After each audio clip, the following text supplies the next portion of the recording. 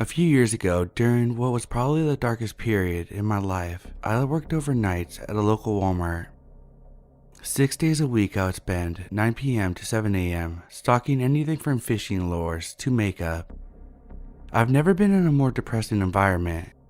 Everyone was really apathetic and too caught up in their own depressing lives to care about anything or anyone else. This included the managers. Walmarts have generally a weird vibe to them anyways, but this was a 24-hour supercenter in rural West Virginia, so you can imagine the characters, meth and opiate addicts mostly, that would show up throughout the night. We had no security guards, and from what I have come to understand, a lot of the cameras, especially in the parking lot, haven't worked properly in a while. Being one of the few young female overnight stalkers, I encountered my fair share of unwanted advances, but the one that took the cake was this guy who would show up every time I went outside for a smoke break, regardless of the time. 2 a.m., 4 a.m., 6 a.m., it didn't matter. Dude would appear around the corner and try to strike up a conversation within seconds of me stepping outside. It didn't matter which entrance I used, and there were 3. At first, I assumed he worked there. Why else would anyone voluntarily lurk around this shitty Walmart at all hours of the night? Pretty much everyone on that shift smoked during their 2 nightly 15-minute breaks, so it wasn't out of the question to think he was doing the same. Maybe the timing was just a coincidence, but no. I came to find out that he didn't work there, even though he often wore a dark blue t-shirt, just like the overnight employees. I stopped going outside alone and would only venture outside with one of my guy friends, particularly one that I've been friends with since middle school. Even their presence didn't deter him, and it kind of became a store-wide joke. I was weirded out but not alarmed until he started getting a little more aggressive. He would ask me if I was seeing anyone and would ask me out pretty much every chance he got. I was playing GTA 5 at the time, so I came up with a story about my scary long-distance boyfriend Trevor from Northern California. Even then, he wasn't fazed. I was done feigning politeness and began ignoring him. One night, when my main guy friend had called in sick and the others were working on something on the opposite side of the store, I went outside with 2 older women in my area. After a few minutes, they went inside, and just as I was about to follow them, Walmart Creeper suddenly appeared, pretty sure that he had been waiting around the corner. He insisted on me going to his car with him to see something, taking my hand in his. Not hard, but I was still pissed that he touched me. I'm a generally angry person anyway, so I lost my shit. I ripped my hand away and sprinted inside. I reported him to the head manager that night and found out that he had a cousin who worked in the back, unloading trucks. Apparently, he liked to hang out with his cousin at work.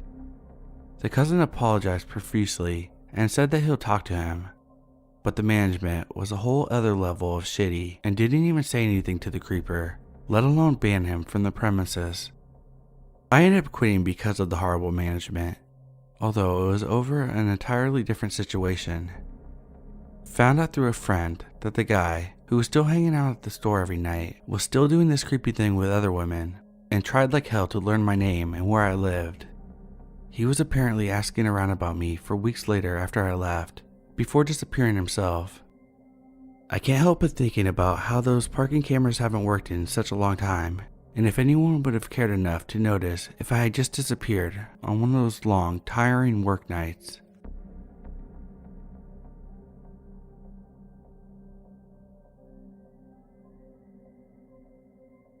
So this happened about 6 years ago in a very rural town at a gas station. By very rural, I mean drive over an hour before you even see signs of civilization. I was 16 and needed a job, so I applied and was immediately hired at this gas station.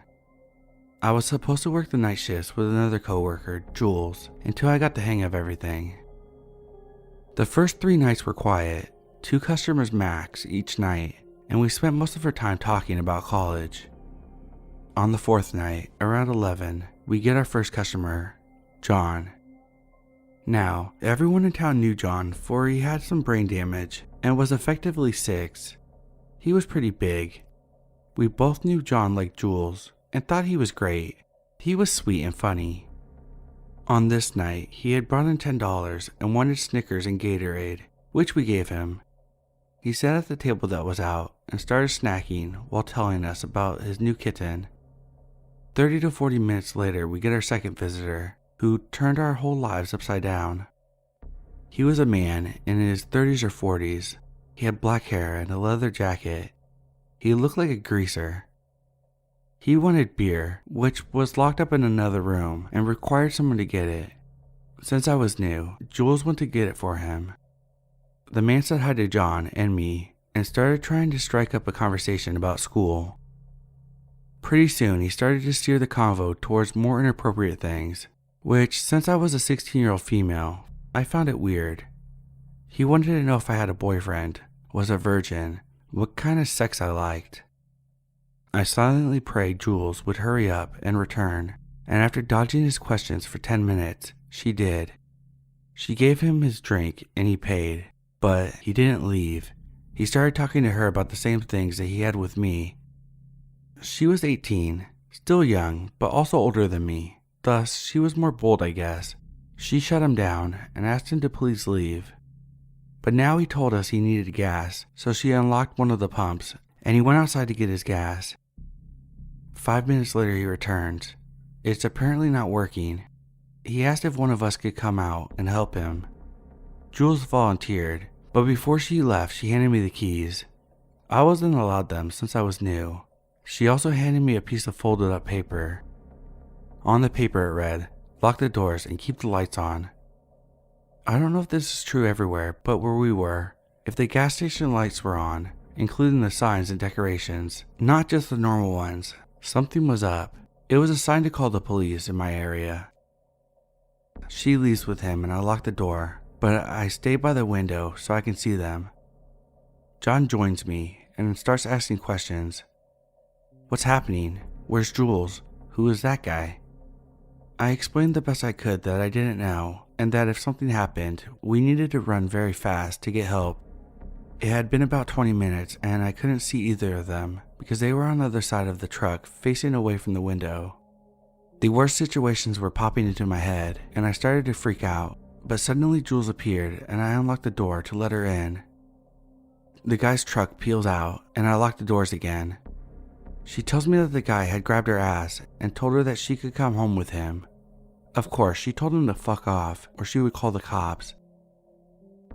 We spent about 15 minutes calming down and eventually we all leave together. I quit the next morning and got a job in town, but Jules stayed. About a month later, it was on the news that she had been sexually assaulted by a guy who came in late at night. They never caught him, and whenever I go back home, I see her and we talk about that night. It was the same guy, she's sure of it. She's doing good and has a husband and a daughter. John moved to Cali with his mom and cat. I'll never forget that night though, and now whenever I go to a gas station, I check the lights.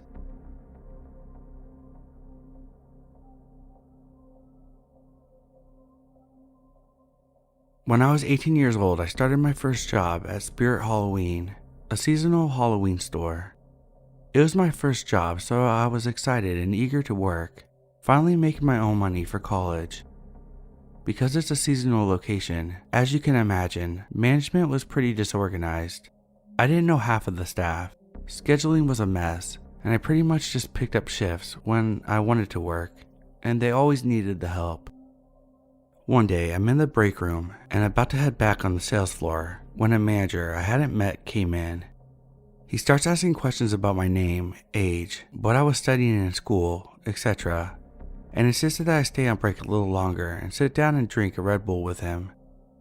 We sat down and he proceeded to brag to me about how when he was younger, he used to work on movie sets and used to be in production. The entire conversation revolved around him trying to impress me with these stories. I thought it was weird, but I never had a job before, so I thought maybe he was just making conversation with me. After our conversation, we both went back on the sales floor, and I noticed he would guide me over to a section to work by touching me on the small of my back and making suggestive comments that slowly started to make me uncomfortable.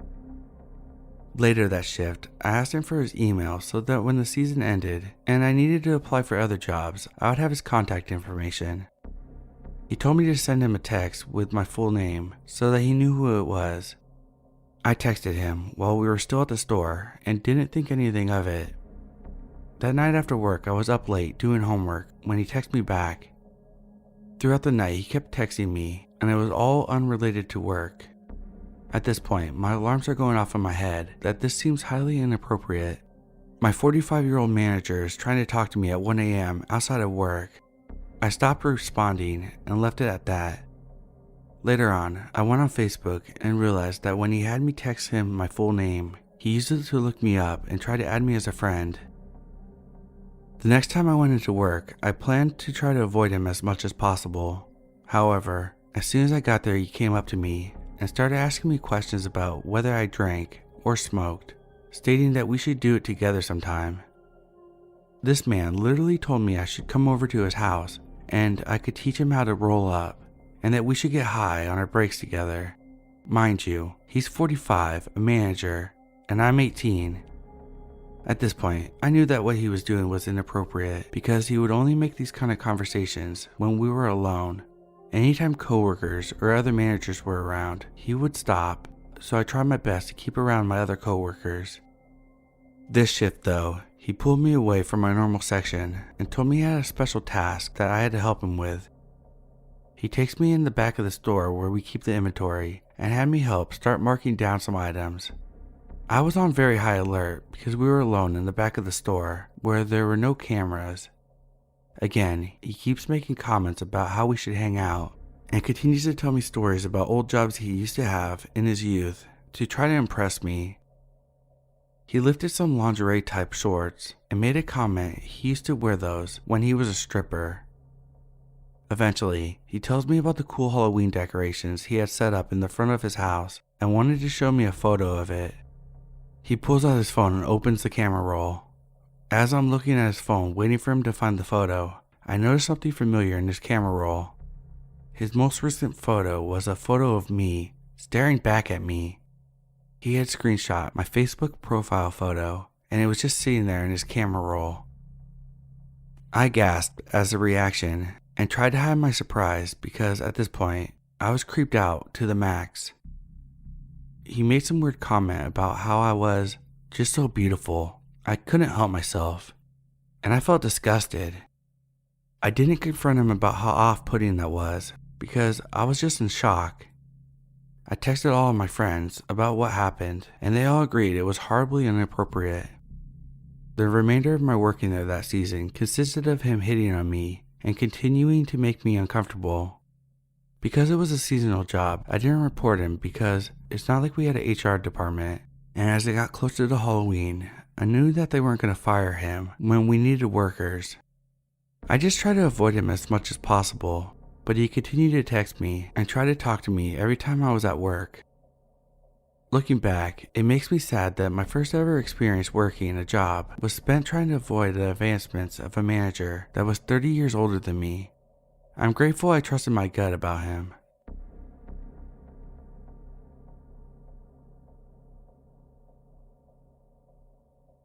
I'm 5'3", 115 pounds, so I guess I'm pretty small. That's my reasoning for being very submissive over all of this. When I started working at this fast food chain, I was 16. It was my first job and I was excited to finally take my first steps into adulthood. This coworker of mine that was training me, for privacy reasons, I'm going to call him Frank. Frank at first glance looked young, 19 to 21 at the most. We got along and nothing was too bad nor alarming, like conversations about anime and such. I remember things started to change slightly when he was talking about a video game character and none of our coworkers knew who it was. When I saw the green hat character, I said, "Oh, that's Link, how cute. I used to watch my brother play Legends of Zelda, 4 Swords." He looked at me and said, "Marry me." I laughed it off and continued on with my day. For the rest of my shift, he would hover over me, asking me personal questions like my age, favorite things, etc. Being the open, friendly person I was, I answered happily, I told him that I loved butterflies and that I was 16. I'm 17 now, and I've had several jobs since. When an older man asks for your age as a minor, it's never a good sign. Moving on to December, I've been at this chain for a month now. My manager asked me if I wanted to come to their company's Secret Santa party, and I agreed. When the day came, I arrived with my now ex-boyfriend. Frank arrives on his phone, acting busy and such, and I thought nothing of it. During the whole party, he was on his phone. I was getting food when he tapped me on the shoulder, still on his phone, and handed me a beautiful butterfly necklace. I didn't know what to say besides thanking him, thinking that he was my Secret Santa. Then later, my coworker comes up to me handing me a gift card to Starbucks and a plush. I asked why, and she said that she was my Secret Santa. I thought it must have been a mistake and went on with my night, listening to my old best friend telling me how I should date Frank, which in my mind was never on the table. January rolls around and it's Frank's birthday. We were just working until I heard one of my girl coworkers, who was into him at the time, wish him a happy birthday. Being that person, I wished him a happy birthday while the other coworkers asked how old he was turning. He said 27. Might I add that every shift I worked with him, he would take several photos of me before and after the shift, commenting about my hair, my skin, and eyes, often said how cute my nose was. Again, not wanting to make a scene, I just laughed everything off. That's always the case, isn't it? We don't want to cause a scene. I did start telling him to please stop, but of course he wouldn't, no matter how many times I asked him to. Now I'm going to skip into May, my birthday month, and of course, I was working on my birthday. I went to the back door as usual. Due to COVID, I had to ring the doorbell and wait for someone to open the door. Out of nowhere, Frank pops out of the bushes, handing me all kinds of gifts. That day was his day off, so I was generally confused. I remember thinking, how the hell did he know it was my birthday? I never talked about it since I don't like celebrating it. He followed me around for a few minutes before awkwardly leaving, when I apologized that I needed to get to work and not get yelled at. July is when I finally found a new job. I quit due to sexual harassment I had endured for the 9 months I had worked there from my shift lead. That's a whole nother story, but when a man starts getting handsy, don't laugh it off, shut that shit down. It got really bad when my ex-best friend that I mentioned earlier started showing all my coworkers, including Frank and that shift lead, explicit photos of me that he stole off my phone without me knowing. I was very insecure at the time and was in an abusive relationship, so I'd give anything that boy asked of me. Anyway, at that point, I had about had it. After being interrogated about that shift lead, I put in my 2 weeks. On my last week, everyone was talking about how the shift lead got laid off for sexual harassment. Frank and I were doing the dishes and the topic came up. I awkwardly told him about it, not knowing how everyone knew my story. The shift lead would often grab my ass, rub my thigh, talk about my boobs, and about how, if they were bigger, things he would do to my body, etc. I would say stop politely, but he would continue. When I started yelling and saying stop more aggressively, he would often make me do tasks like clean the greasy floors on my hands and knees or cleaning the dining room when it was closed due to COVID. When I told Frank this, he shrugged it off and said that was no reason for him to be fired. I remember being absolutely shocked, retorting, "I'm glad I'm leaving this hellhole," and left after that. A month into my new job as a hostess, everything was going well. It's a restaurant, but everyone comes in there to drink, so it's more of a bar. On one of my 2 a.m. shifts, Frank stops by on his bike. I tried to be friendly, but was getting frustrated when he kept cutting me off from talking to other people. I then walk away to bus tables, because no one else would do it, and he couldn't follow me to the restaurant. Outdoor seating, of course. After busting all the tables, I came up to the counter to see my coworker giggling. "What happened?" I asked. The hostess smiled. "That's so cute how your boyfriend takes photos of you while you're working. That's so cute how he obsesses over you. He wouldn't stop talking about you to us." boyfriend. I was and still remain single after that bullcrap of a relationship. The only person they could have been referring to was Frank. Then it dawned on me. How the hell did he know where I was working and my shift schedule? I didn't tell anyone besides my parents and my brother. A week goes by and Frank comes back. I may have gotten a little overdramatic, but I didn't know what else to do. I told the other host at the counter to tell him I'm not working today and dashed inside. I told my manager that this man, Frank, keeps taking photos of me as I'm working and it's making me uncomfortable. My manager told me to stay in the back room while he went out and handled the situation. Our restaurant is very popular in the area and it's very crowded in the front. Frank with his bike was blocking customers and that's what my manager was telling him. My idiotic ass was popping my head up a little under the back room window where I could see what was going on in the front. I freaked out a little when I saw Frank getting aggressive with my manager. He begins thrashing while my manager tries to lead him out of the front. Frank throws his bike and tries to head into the building. A few male waiters see what's happening and were informed by my manager. I remember one waiter standing in the back room with me watching the door as another was practically fighting with Frank. I could only hear yelling outside the door and then it went quiet. I spent the rest of my shift like that, cleaning silverware with that male server. From then on, people would walk me to my car, even if it was broad daylight. From August to November, he would be on his bike passing by the restaurant from a distance. He would just be watching and taking photos for about 10 to 20 minutes before leaving.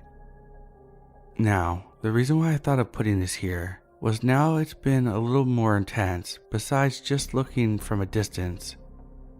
Due to COVID, I'm not needed anymore because now my restaurant is takeout only. I had been working seasonal jobs while working at that restaurant, but now I'm not working, waiting to get my schedule. Because I was bored this day, I drove to my local mall just to do a little Christmas shopping. While driving, I look in my rearview mirror to see a recognizable face. It was Frank. I practically choke on my spit seeing his face in my mirror. I try not to get the best of myself and knock it off as a coincidence. Yeah, it wasn't. He followed me throughout the mall and later followed me while I was driving home. No one knows where I live besides that old friend, and I'd like to keep it like that.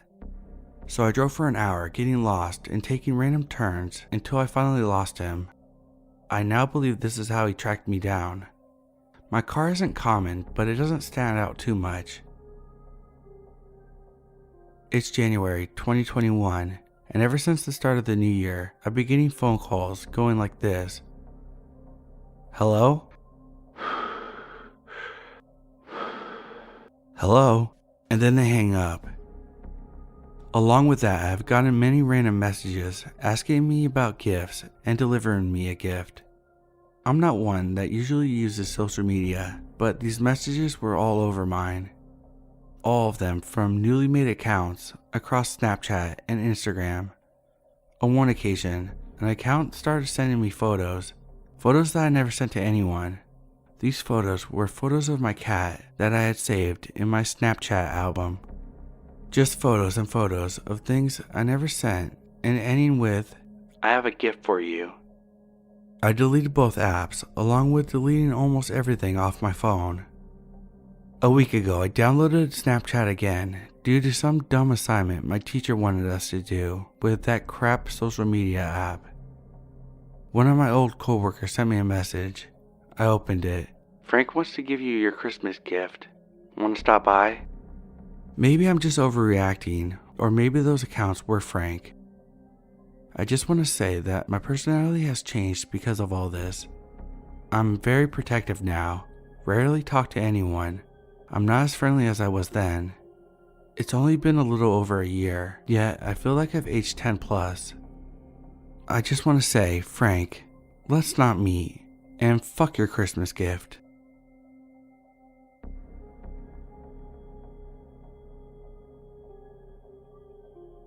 A lot of this is told from my coworker's perspective because I didn't notice the guy. Anyway, a guy walks into our store, walks up to my coworker up at the front and asks, "Do I have a sunburn on my neck?" and turns around and he pulls up his hair. He has red spray paint on his neck. Later, this guy has been there for an hour lurking around the store. My manager said that she heard the guy creeping around the back during that time too. Eventually the guy left and was still lurking around the store. He saw my coworker folding shirts and began to follow her around. So my coworker goes back in the front and gets my manager up there. So they are both there. I walk up front because it's almost closing time. I grab a basket full of items and start walking to the area to put them away. The creepy guy was also near the front. He looks at my coworkers, then looks at me and starts following me. So my manager uses the walkie-talkie and calls me up to the front. I walk up there and we start talking about what we're gonna do when we close. My manager leaves because he notices the guy has disappeared and goes to check the back. In the meantime, my coworker tells me about the guy and I was like, huh? I didn't see him at all while I was working. That's creepy. And then my manager comes back and tells us where the guy went. My manager had walked to the back and saw that the guy was trying to hide inside one of the boxes in the back. My manager kicked him out the back door because he didn't want us to see the guy. That's what happened today at work. Creepy shit. I probably saw him during the day, but just didn't notice the guy and how creepy he was.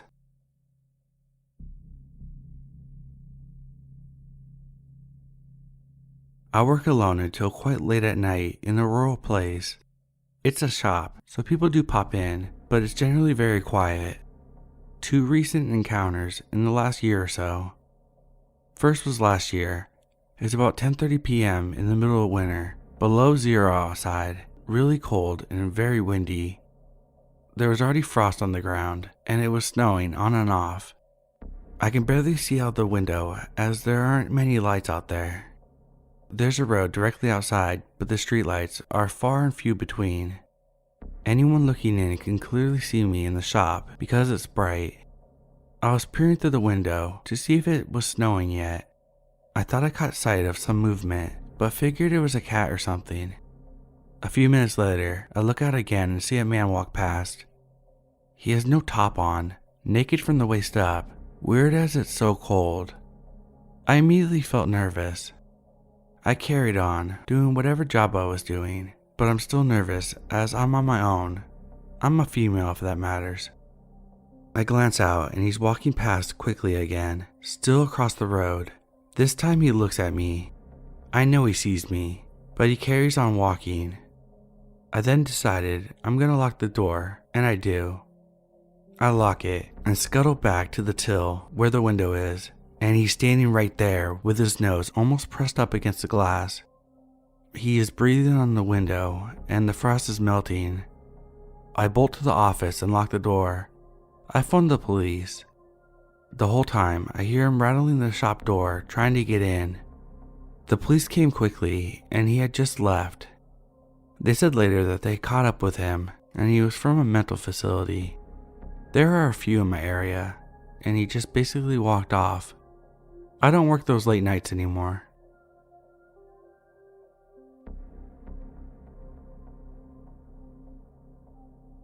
So this just happened a few hours ago. I am a recruiter for a big company, and I was at an event today with a table set up to tell people about job opportunities at my company. Everything was going great at first. People are taking my flyers and asking questions.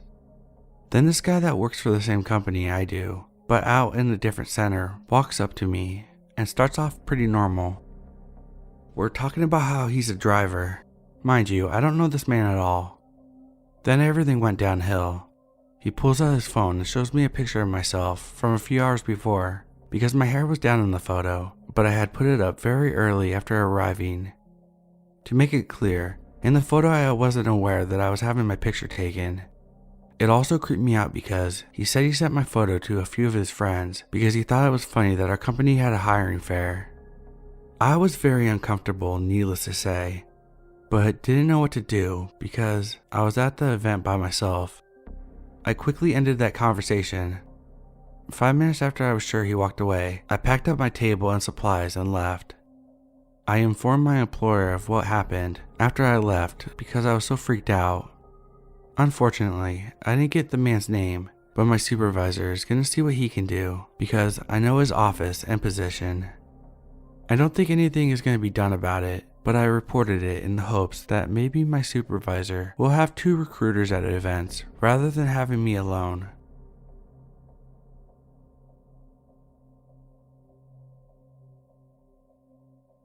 So me, 38 female, and my girlfriend, 27 female, used to clean banks for extra money, and we always had to wait for the banks to close and all the tellers to go home for the evening before we could begin cleaning. Well, one night, we ate a big Mexican dinner and fell asleep at home afterwards, waiting on the tellers to go home. I woke up at like midnight and realized that we hadn't gone to clean the bank yet. We darted up and out the door and headed to the bank. We had the bank codes to get in and out and to disarm the alarms, so it didn't really matter what time we cleaned them as long as they were done before the tellers arrived back in the morning. Well, we cleaned the bank and we're all done, so we grab the trash and head to the dumpsters after we lock back up. The dumpster is located in the dark alley behind the bank, but there was never anyone out there ever. I was in front of my girlfriend, so I threw my bag of trash in the dumpster, then turned around to walk back to the car while she was throwing her bag into the dumpster. Here comes the scary part. As I'm turning around to walk back to our car, which is located by the bank door at the end of the alley, I am frozen in fear. I mean, I have been in some pretty scary situations in my life and have never ever felt terror like this. At the end of the alley is a tall man wearing a dress and a blonde wig and wielding a machete. Not just wielding it, whatever that means, but twirling it around his fingers, legs standing far apart, ready to go into attack mode. I remember being frozen with fear, thinking to myself, this is it. This is how and where I'm gonna die. My girlfriend is still throwing her trash into the dumpster and hadn't seen him yet, so I turned and screamed for her, but no words would come out. She eventually turned around and met my terrified stare and looked past me at the man. She was scared too, but in her tough girl voice managed to shriek out, "Can we help you with something?" He didn't respond, just kept twirling the machete. She screams this time and says, "You better get the fuck out of here now, cause I'm calling 911, and we will fight you to the death until they come." He laughed this eerie, crackling laugh and walked away. I dread thinking about what he would have done to us had either of us been alone that night, which sometimes we did if the other one isn't feeling well or was too tired to go.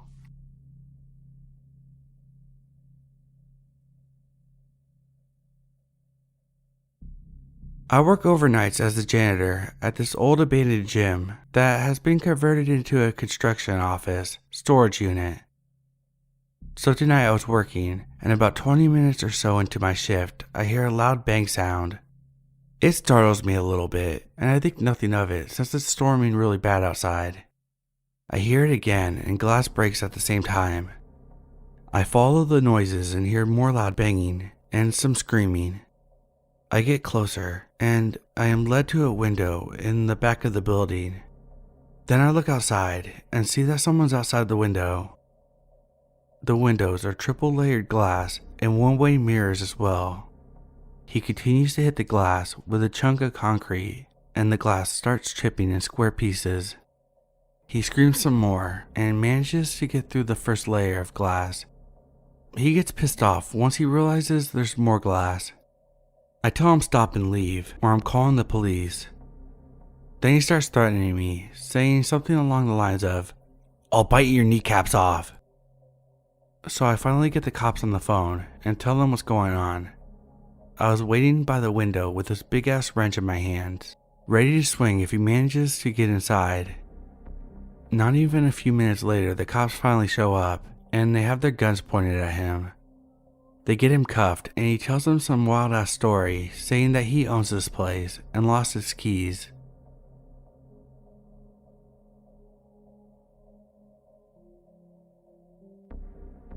So I work at a deli counter. This tall and intimidating man walks up. He looks like he's fresh out of prison. He asks for some baked chicken. We're all out, so I say sorry in my cheery customer service voice. I'm so sorry, but we're out at the moment. He responds with leaning in and quietly but sternly said, "That makes me so fucking mad. I almost can't stand it."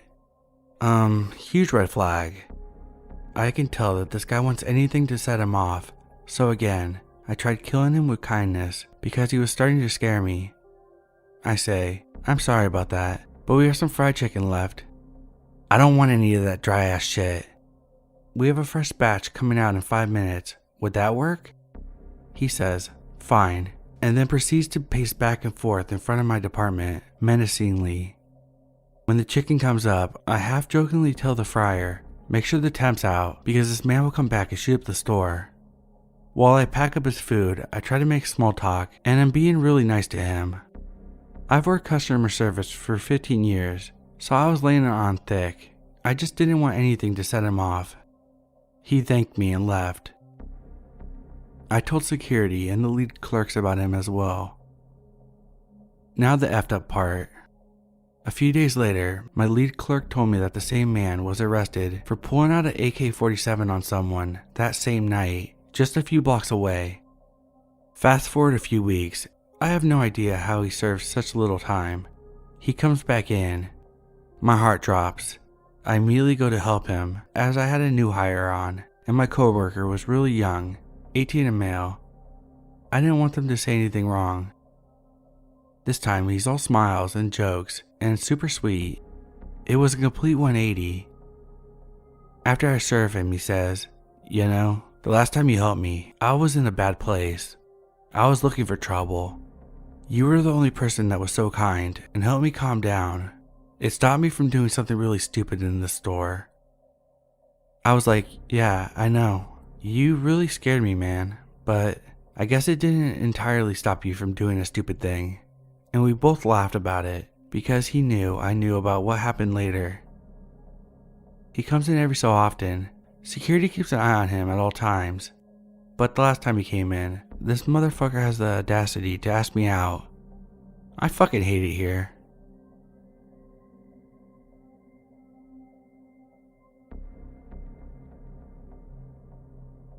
In July 2014, I got a job at a meat shop in a grocery store. I had no experience at all, but they hired me because they were desperate for help, and I took it because I was desperate for a job. I didn't care what kind of job I had to work, or how hard it was, because my wife was pregnant, and the baby was due in October. I probably would have never even thought to apply at a meat department, but my sister-in-law worked in the office and told me to apply. The next day, I get a call to come in for an interview and a drug test. I did, and was hired that day. The person from corporate, we'll call him Carl, started showing me the meat shop and telling me my job duties. While doing so, the meat cutter I've known since high school, who was friends with my older brother, we'll call him Steven, was showing my new manager Mike. We will use Mike's real name because I'm leaving a link to a news article which tells the name. I'm not protecting this creep. Anyway, Steven was showing Mike how to clean a saw. I started the next day and everything went okay. It was all of us in the shop, including Carl. He was only there to help us out until I got the hang of my new job, and Mike got the hang of his. Mike said he had experience, which he did work in a meat shop before, but he was really awful at his job. His cuts of meat were unidentifiable, and he did anything he could to get out early. He didn't get real bad until Carl left about 2 weeks later to take care of other shops. Carl still popped in every now and then, and always checked out the shop on his way home. Anyway, Mike creeped me out on his looks alone. Also, it didn't help on my first day. It was just me and him, near the end of the shift, and he was teaching me how to put the tenderizer back together after cleaning it. He said, "Just like sticking a dick in a pussy." Like I said, I thought he was creepy, but I was afraid to say anything because everyone liked him and I didn't want to lose my job.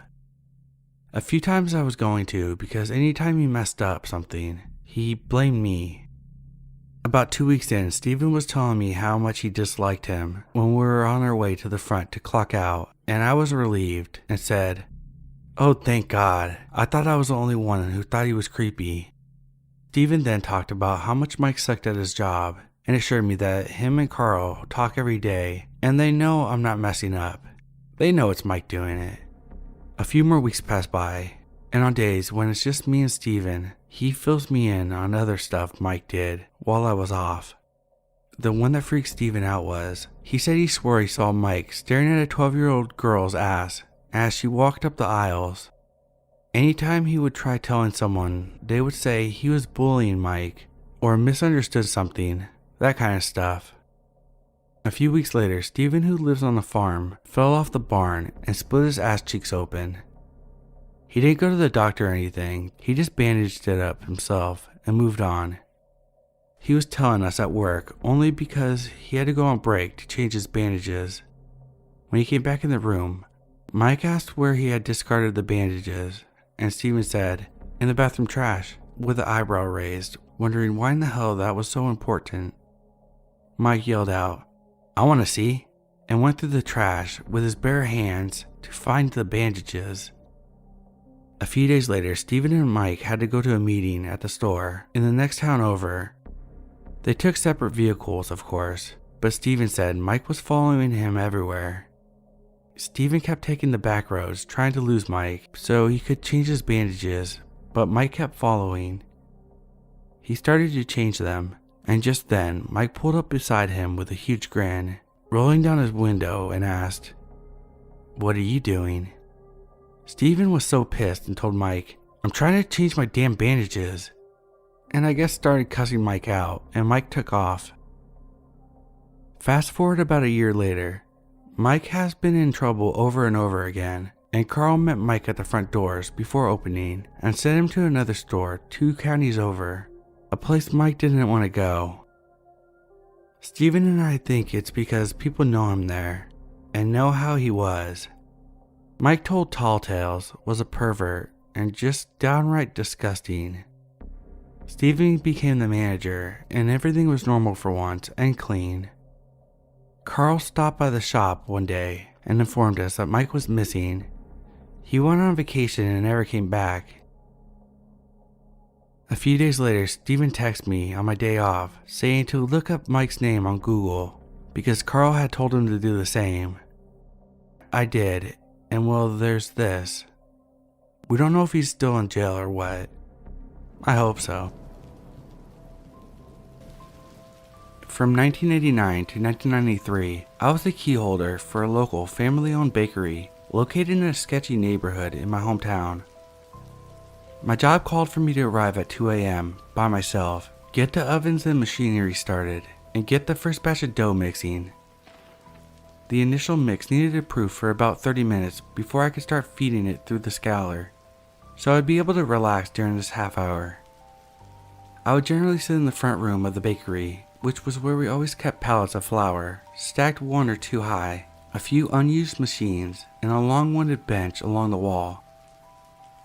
This room, which was about 35 feet by 35 feet, was lit only by whatever light was coming through the door, leading to the bakery proper, as well as the illumination of the streetlights, which spilled in via the front door windows. This meant only about 1/4 of the room, the quarter with the long bench of the wall, had any light. The remainder of the room quietly faded into darkness. The feeling hit me within 1 or 2 minutes of sitting down. I was being watched. I knew I was being watched.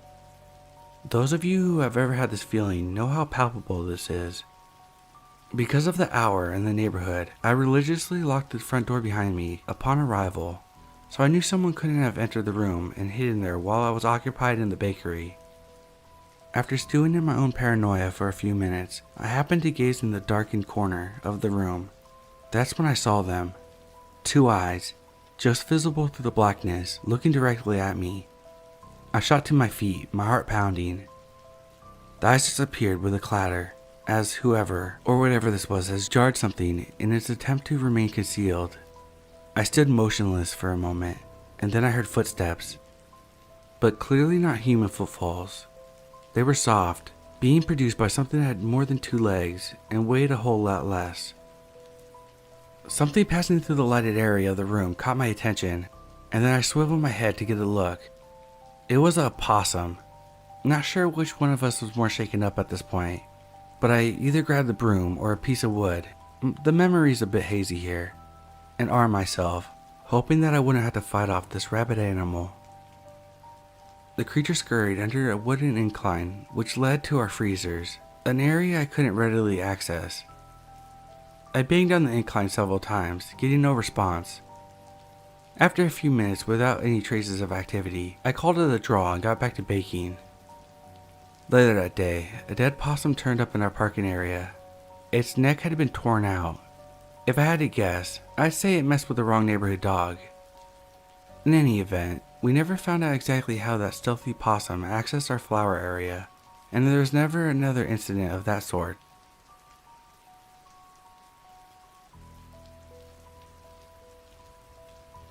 So I work at a retail store as a cashier, and a few weeks ago I had an older couple, late 30s, early 40s, come in.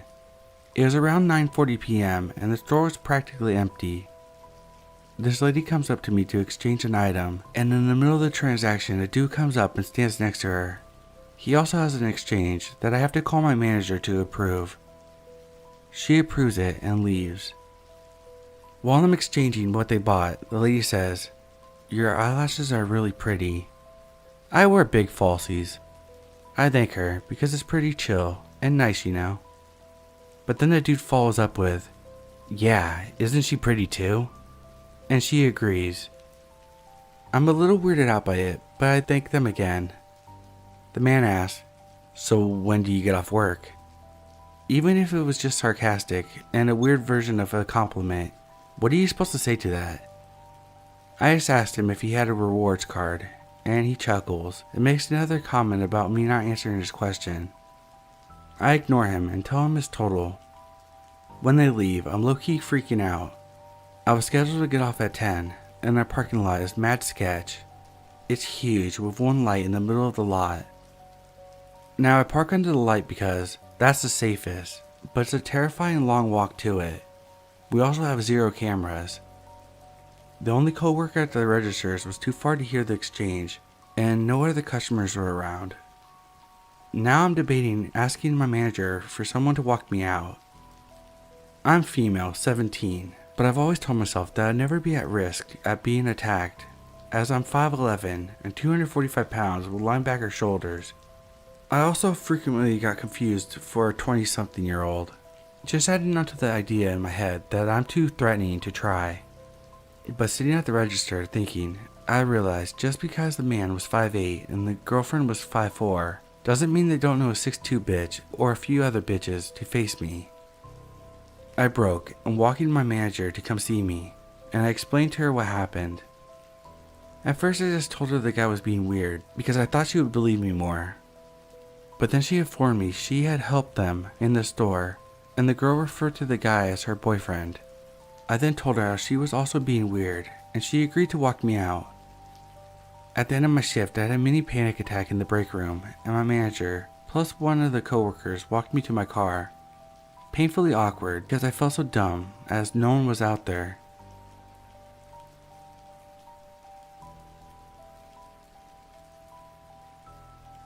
Okay, so for a little bit of background, I used to work at a drive-up cafe shop that sells coffee and snacks like bagels and muffins. I live in a relatively small town, and I never had anything happen like this before, so I was pretty shaken up. So it was a Sunday night, and I was closing all by myself for the first time ever, being a new hire. And it was getting kind of late, and virtually no one was coming through, so I just did some closing activities like sweeping and mopping. This is important because we store the mop and the broom in a separate room that can only be accessed by going outside and unlocking the room with a key. So I had the employee entrance unlocked since I was going in and out. It was starting to get dark and I'm due to leave in about an hour when this old Ford drives up. The driver was an older man, maybe 40s or so. I wasn't too fazed by it because a lot of people work on the oil rigs in my town, And if they're on the night shift, they'll stop by for a pick-me-up before making the 3-hour drive out to the rigs. I opened my window, asked him what he'd like to order. This is where it gets weird. He didn't order any coffee or food. No. He asked me, "Are you working alone?" I most certainly was working alone, and even both of my managers were no longer in the neighboring pawn shop that they also owned, and this just makes my blood run cold. Thankfully, I'm smart enough to lie with a response, "Oh no, my coworker will be back in a second, and my manager is coming here in about 5 minutes. He needs to take inventory." At this point, the man looks past me into the shop, directly at the cracked door behind me, and gives me a really creepy smile before pulling forward and signaling to turn down the road that goes right next to the open door. As soon as he could no longer see me, I jump over, slam the door shut, and lock the doorknob and the deadbolt. I was worried to leave the building at night because I didn't want to walk across the parking lot to my car. I thought he might be lingering around the area, waiting for me to get off work. I'm really glad that I never told him that I was working by myself. That was the creepiest encounter I've ever had at work.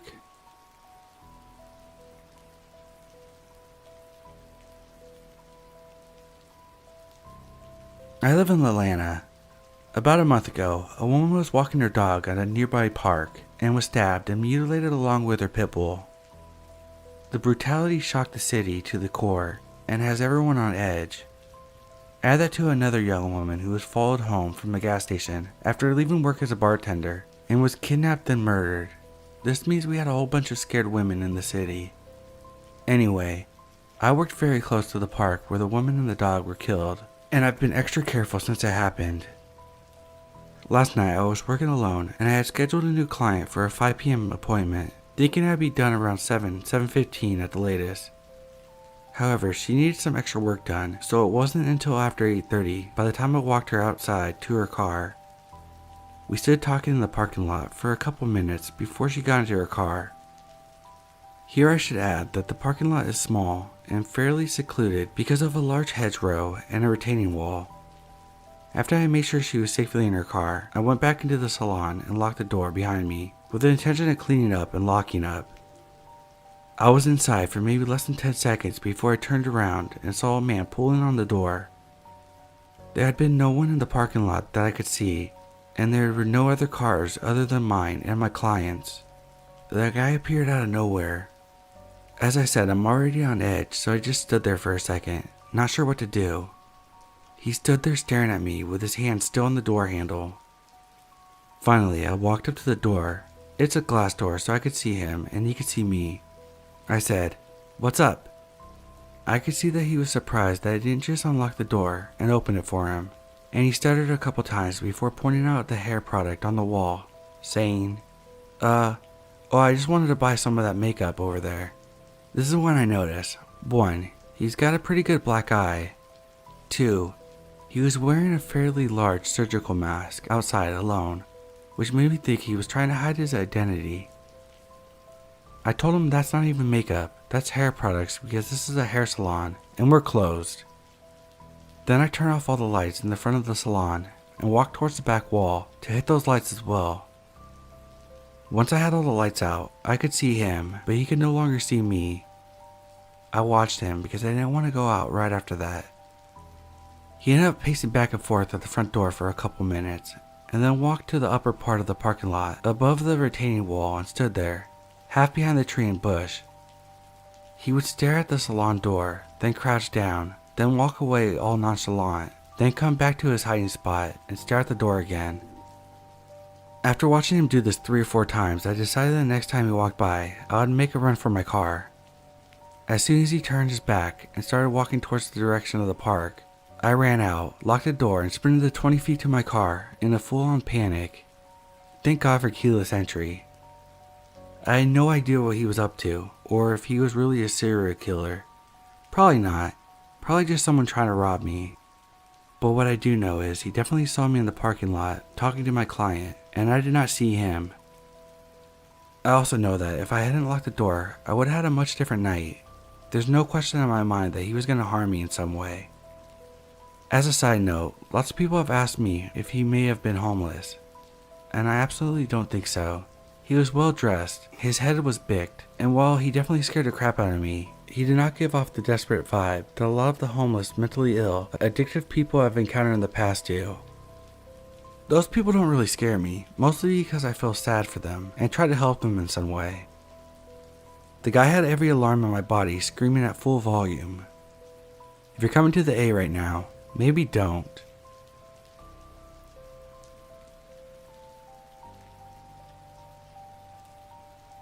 To give context, I'm a 25-year-old male. I started a job at a company that makes lenses for glasses, and immediately I was introduced to Nate, an awkward guy around my age that seemed like he had good intentions. He was nice enough, but I figured most people humored him when it came to talking to him. I was convinced that he was on the spectrum in the realm of Asperger's. I had a friend in the past who had it, and I didn't really mind. Besides, we seemed to like the same things, including Dungeons and Dragons. My D&D group was very small, and we wanted more people, and knowing that he was into D&D, I invited him to come join. My now wife, then fiancé, immediately grew uncomfortable when he came into our home to make his character, and when it came to actually playing sessions, another girl at the table also expressed that she felt uncomfortable. I didn't feel great about it, so after 3 or 4 sessions, we kicked him out and continued playing. But I still had to see him at work, which led to him always being sad around me. But I wasn't going to give in. Eventually, I kept telling him that I was starting up another group, and that he could join one, yada yada yada. His pity party was starting to annoy me, so I said whatever to keep him at bay. One day at work, he had the day off, and the following weekend. Not me or my coworkers saw this as strange, but then when Monday came, he didn't show up. Tuesday, no show. This is very unlike him, because he was practically a teacher's pet. Soon one of my coworkers was moving around the warehouse with a phone in her hand, stopping people and sharing the news.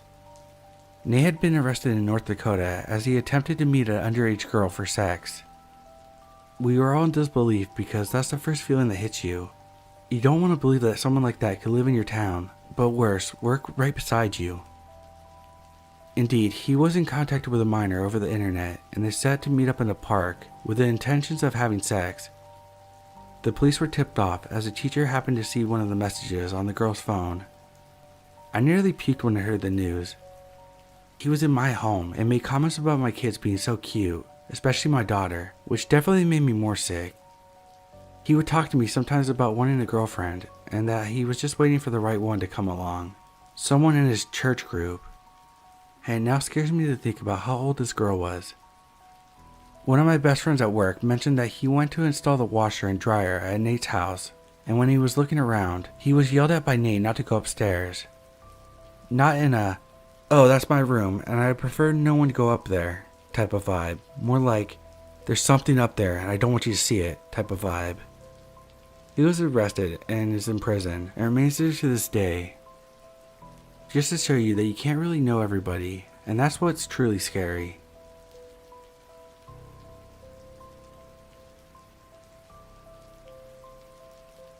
Hello, I'm a woman, and basically that's all you need to know to understand how something like this could happen. In 2017, a guy wrote me on Facebook. He told me that he used to go to the same swimming class. He told me a story about how we met, and I didn't remember the story, but not the guy. He told me how he looks now, but he had no pictures, so I didn't know. He gave me the most basic feature: brown hair, not muscular, but not thin or fat. Brown eyes, relatively tall. This literally could have been anyone in my country. I told him I remember the story, and I didn't think much of it. He told me about a girl he was going to class with, and I told him I know her. That was basically our first convo. I tend to barely reply when I'm not interested, to let them down easy. He wrote me half a year later that he saw my speech on YouTube. He asked a few things about it. I answered as little as possible, and he stopped texting again. Then for a whole year, nothing, and I forgot about it. He wrote me in late 2018, asking, "Did I see you in the supermarket today?" I was a bit creeped out because I did go to the supermarket, so I lied and said, "No, I wasn't there today." So 3 years later, he wrote me, "I randomly thought of you today. Hi. I said hi. How are you? I'm fine, working. I was actually ending work, but yeah. Oh, as of right now, or just in general? Both. Cool. And what's up with school? I'm in uni. Wow, which? I didn't tell him the city or which specific training, but it's on my Facebook. Wow, cool. You like it? Yeah, my boyfriend lives nearby, so it makes it easy. This was my way of forcefully letting him know that I was dating. He casually chatted a bit more, then he stopped again, and I thought I was done for another 4 years. He didn't bother me, more like annoyed me. I gave him clear signs of no, and I didn't think he wouldn't understand. Well, he didn't. Today I'm at work, and thank God I work with tons of people, and my boyfriend was there too.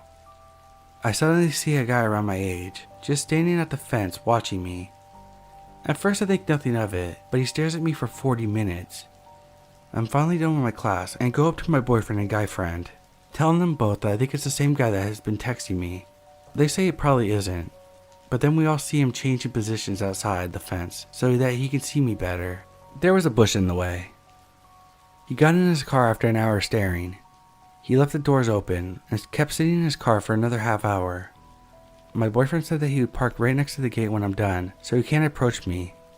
Luckily, he left before we finished, but I'm terrified to think that he would be following me, even though I don't remember him too well.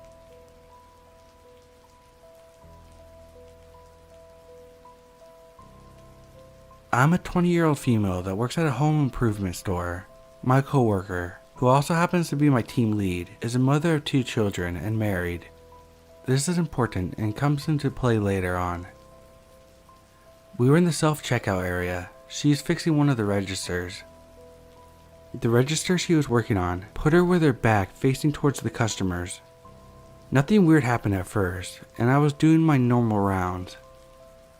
Then this old dude comes up to the register I had just cleaned, so I greeted him, and he did the same. This guy must have been in his 50s.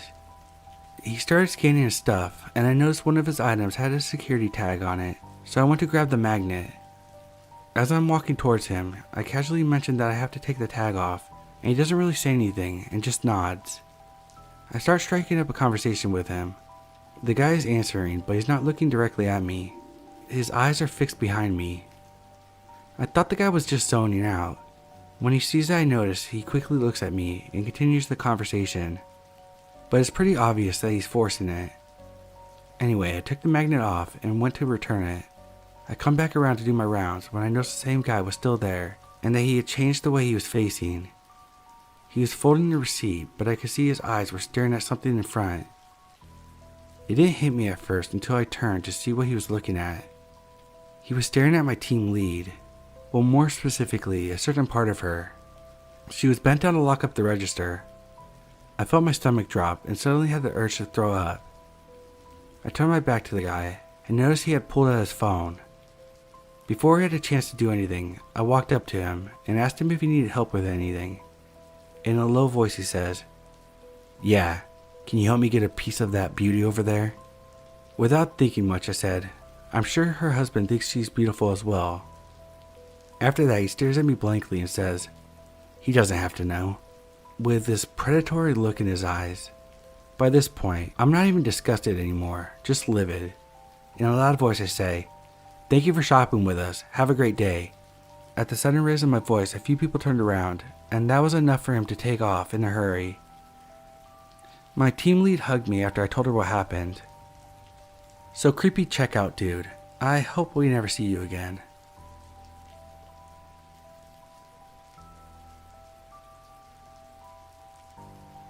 Years ago, I worked at a natural food store. I started there within a year of graduating from my first college and was trying to get a handle on working a regular job and paying for my own apartment by myself. Working in the store was alright, and it became better as I was allowed to work in the grocery department, which gave me more freedom to move around the store and a wider variety of tasks to perform. Periodically through the day, I would circulate through the stock room to check on our receiver to see if there was any new stock to put away. At times, independent local vendor representatives would drive up to the loading dock and bring the products that we ordered and needed to check in. For some reason, I crossed paths with one of the vendor reps from a local bakery, and anytime he was in the building, his attention would snap onto me. At first I thought nothing of it. He usually was giving out prepackaged samples of new products to hand out in the store, and he would usually give me a couple even though I had no authority to order things. I just thought, oh cool, free snacks. In case anyone has alarm bells going off because I was getting food from a stranger, this was a trusted vendor that had been at the store for years and years, and the baked good samples were packaged where they were made. So they were the same safety and quality as if you had gone to the store and bought the full-size products. I had no reason to be afraid, so it continued off and on for a couple months. Eventually, the guy started asking me seemingly innocuous questions that were dispersed far enough apart that my naive brain didn't feel the need to put up my guard. He asked me things about like what car I drove and did I like it. He would cover up for his questions by adding extra explanations, such as he was thinking about getting a used car and was asking around for information. I told him I didn't have a car, which was true. I lived a few blocks away from the store at the time. After that, the guy wrote his number and first name on a piece of paper, telling me I could call him if I ever needed a ride anywhere. I still didn't get it and thanked him politely, though I knew I would never take him up on that. Anywhere I needed to go, I could get there on a combination of buses and walking. I was very independent and didn't like to feel like I was inconveniencing anyone. One day I came to work as usual and went through the stock room. On the way to the time clock to punch in, the receiver rushed over and snatched me into a tight hug, telling me that she was so glad that I was okay. I thought she was just being funny, so I asked her what for. She told me that the former vendor rep, who seemed to be enamored with me, had gotten a girl to get into his car with him.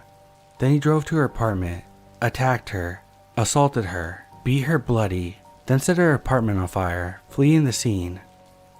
Luckily, the woman that was attacked was able to escape the burning building by climbing through a window. I became much more wary of acquaintances after that. I feel really fortunate to have never put my trust in this guy and gone anywhere with him. You never know with some people.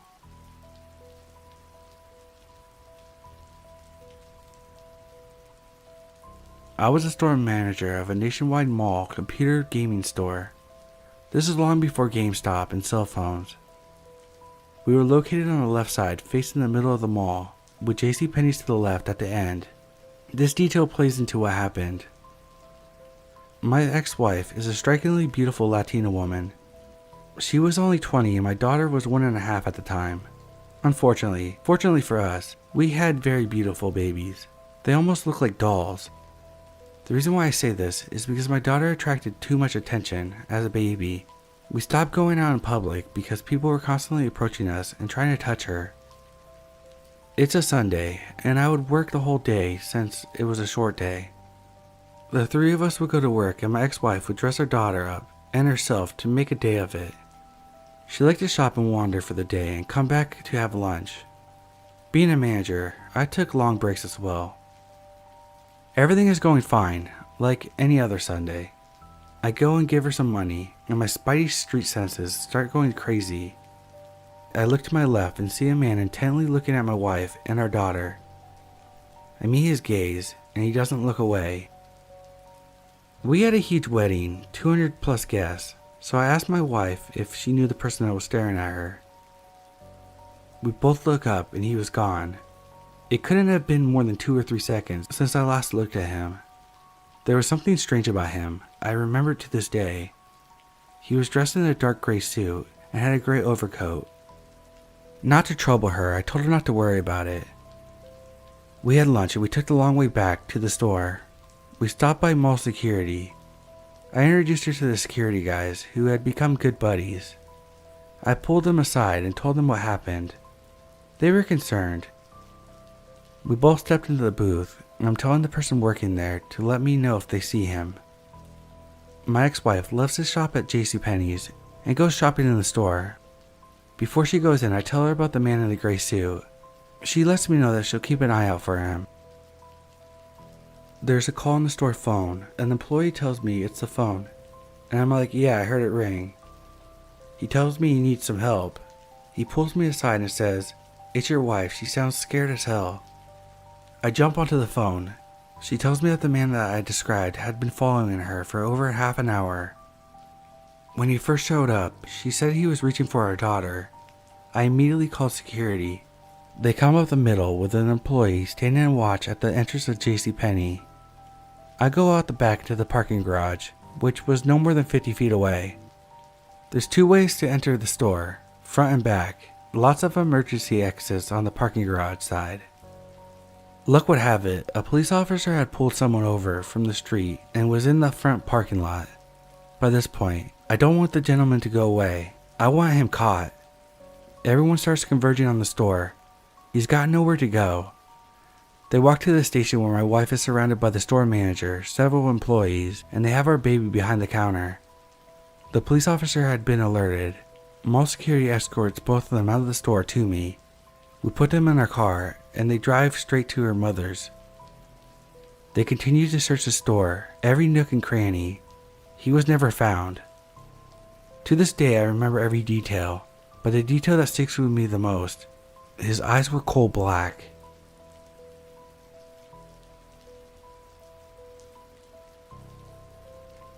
I'm a 22-year-old female, and I used to be a cashier at Walmart.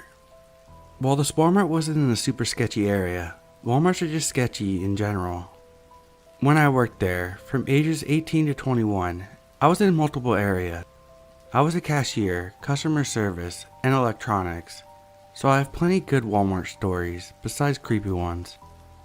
This one, however, happened during the first few months there. At the time, I was just a cashier and hadn't cross-trained in other areas. It was a normal day and I was manning the self-checkout and basically just watching the clock. There was really nothing to do besides that, unless you were called over by a customer or being yelled at by someone. Suddenly, a man came up to me. He looked to be in his late 40s to mid 50s and was pretty rough looking. All the self-checkouts were taken and he was the only straggler, so I decided to ring his items out at my station and send him on his merry way. He only had a couple. I greeted him like I normally would, and immediately he began to shower me with compliments. He said how pretty my smile was, how nice my voice was, and how it was a pleasure to meet another pretty woman. Of course, I was uncomfortable, but being a naive 18-year-old, I just politely thanked him and continued the transaction. Then he started talking about all the ladies he had in his life, his many girlfriends. It went from that to, "You could be one of those pretty ladies too. I'll treat you so nice, buy you anything you want, take you anywhere you want, you name it, I'll do it." I was silent out of shock and really creeped out. Again, this guy looked rough with a capital R. I know not to judge people, but this dude didn't look like what I imagined a sugar daddy would look like. Then he whipped out his phone. "Let me show you pictures of my girls and how well they're taken care of." He then shifts to where he's beside me and shows me multiple photos of women, all of them posed on the bed in very provocative poses and revealing lingerie. He went on a tangent on how he could buy me nice things and how I could model it for him if I wanted to be one of his beauties. At this point, I wanted to throw up. I finally got some words out and said, "Sir, this is really inappropriate. No thank you and have a nice day." He shrugged and then went to leave, but he just sat by the bench by one of the doors and just watched me for a while before he finally left. I called my manager over and explained the situation. She kinda yelled at me for a second, asking why I didn't call her over sooner, but eventually just had an AP do a sweep of the parking lot to make sure he still wasn't there. Apparently, trafficking had started to become an issue in the area because of how close to the highway it is. AP ended up walking me to my car, but since nothing illegal happened, there wasn't much to make a police report on, so they weren't called. I don't know if this was a trafficking attempt or an attempt to coerce me into prostitution, but I never want to find out either way. I was working for the city of Fort Myers on March 23rd, 2007. Some wooded area across the street from us was being surveyed. When we came back from our lunch, we noticed a cop is there, and she looks a bit disturbed and is calling for backup. She told us while we waited with her that the surveyor had called in and reported finding a skull, so she came to check it out and found 2 more. By the time everything was done, they had found 8 victims, all killed the same way, all skeletons from the mid-90s. I think they have identified 5 now, but other than a person of interest, the murders are unsolved to this day.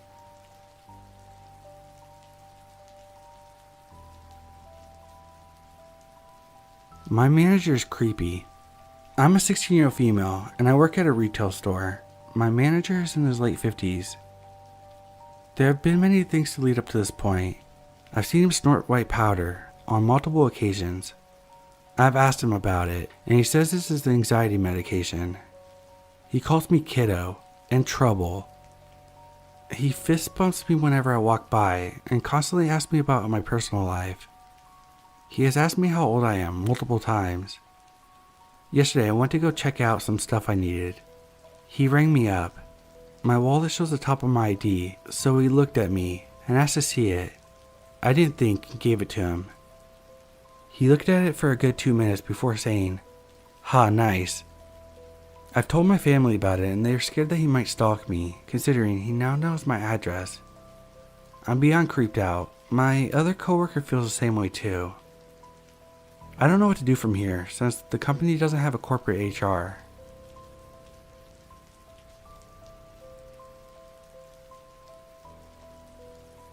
When I was in high school, I worked a closing shift at a fast food restaurant 5 nights a week.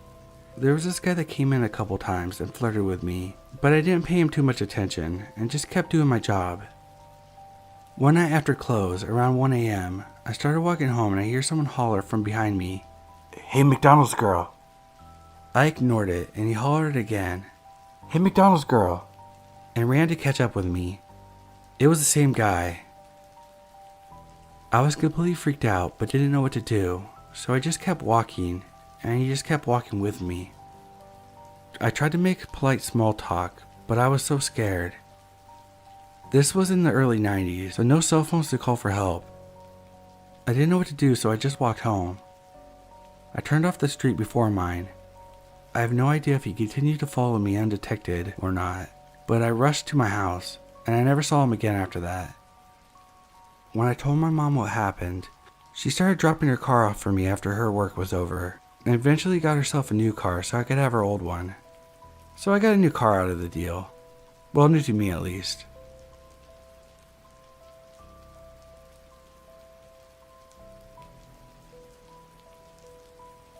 I'm interested in crime-solving forensic TV shows. I worked in a hospital as a night charge nurse for years. I had a certain housekeeper that was male that was regularly assigned to my area. He was not particularly conscientious or good at his job. He often wore his work shirt unbuttoned with a dingy grayish-hued white t-shirt underneath. He appeared to wear a hairpiece. He always seemed a bit off to me. He looked at everyone as if we could be insects he studied. I always treated him kindly, just as I tried to treat everyone. I would often notice him secretly watching and listening to conversations of myself and other staff members from behind doors, around corners. He just seemed to lurk everywhere.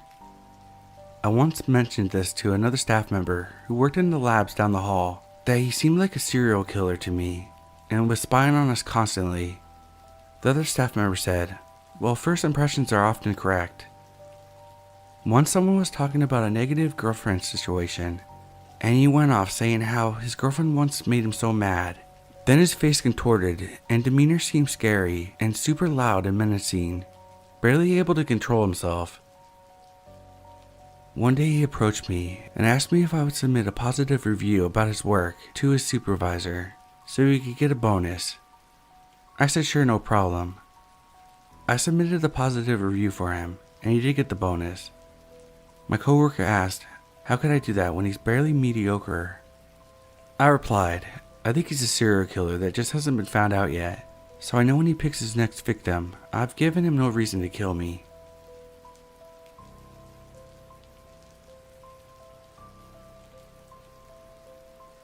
My story is not as scary, but it still weirded me out every night when I was working.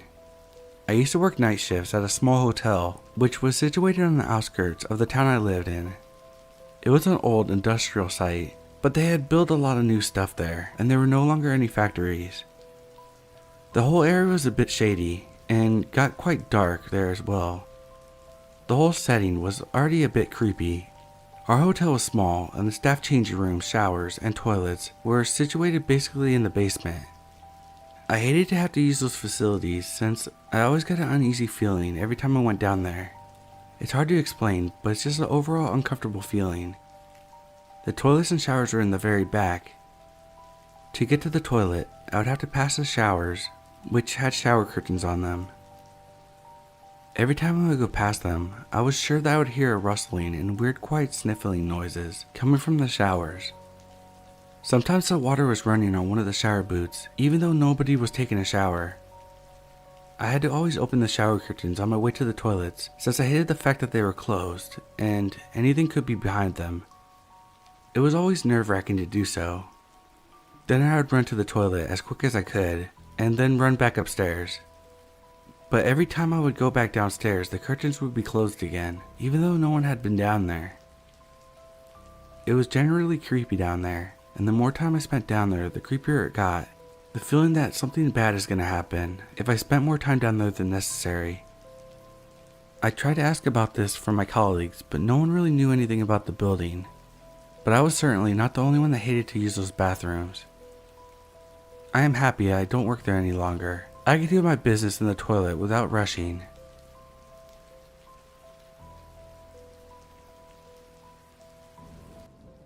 I'm a female. Several years ago I was about 19 and studying in college. During exam period, I would always go to the public library in the city center to study. They would have special places for students to study. This particular day I had went there with a classmate. It was the weekend and I finished studying about 2 p.m. I asked my classmate if she would mind if I left. She said no, so I packed up my stuff and left the library. As I walked out of the library, I walked straight into the city center. As I left, I felt something brush up against me. Considering that I had just walked out of a quiet library into a crowded street, I brushed it off. I proceeded to walk through city center to get to my bus stop. After about 5 minutes of walking, I couldn't shake off the feeling that something was way too close to me. So I grabbed my phone, held it up, and looked against the screen to see if someone was behind me. And that's when I saw a man, about 40, walking behind me with his eyes set on me. I felt uncomfortable because he was giving me the weird vibes. He just looked off. He was walking with a limp while staring right at me. He was wearing a scarf with a suit jacket, really old track pants, and old gym shoes. I didn't think he was homeless or a junkie, but he was just weird. But to be safe, I put my phone in my bag and put my bag over my other shoulder, away from him. That's when he walked up to me and started walking next to me. At this point, I had been walking for about 10 minutes through busy streets. He kept his eyes on me and was walking close to me, as if him and I were walking together. Once I almost made it to my bus stop, I saw my bus drive off. I didn't want to wait for another bus at that bus stop and have this man wait with me or know which bus I was taking. I decided to continue walking down to Central Station, which was about 8 minutes away. As I crossed the street, I noticed the man kept walking and didn't cross the street. I felt relieved and pulled out my phone to text my mom that some weirdo had been following me for about 15 minutes at that point. Not even a minute later, this man comes running out of the alleyway right in front of me. I almost tripped when I saw him, and he kept walking in front of me. Every 10 seconds, literally, I counted, he would abruptly turn his head and look back at me. I had even made a small Snapchat video of it. At this point, I was so nervous, but I was almost at the Central Station, so I just kept going. That's when he stopped, turned around, and started talking to me. "I saw you at the library," he said. I didn't respond. "We were together at the library," he repeated. Again, I ignored him. He didn't get the hint and kept talking. "Hey, where are you going? Are you going to Central Station?" "I'm going there. I take the 312 bus." "Which bus are you taking?" At that point, I had enough. There were people walking by and nobody said anything, so I just ran to the Central Station and got on my bus. I sat behind the bus driver just in case a creep decided to run after me. I saw him looking around before getting on his bus. Once I was on the bus, I finally had a moment to think of what happened and realized that this man had been sitting there at the library watching me for hours and watching me leave and went after me. I remember feeling uneasy the whole time, but I ignored the feeling, thinking it was just my nerves before the exams that were coming up. This experience really made me uncomfortable because I had been coming to this library to study for years. Even in high school, I would study there till 9 p.m. and leave by myself in the dark. I could only imagine what would have happened if I met him then. So psycho library stalker, let's not meet again.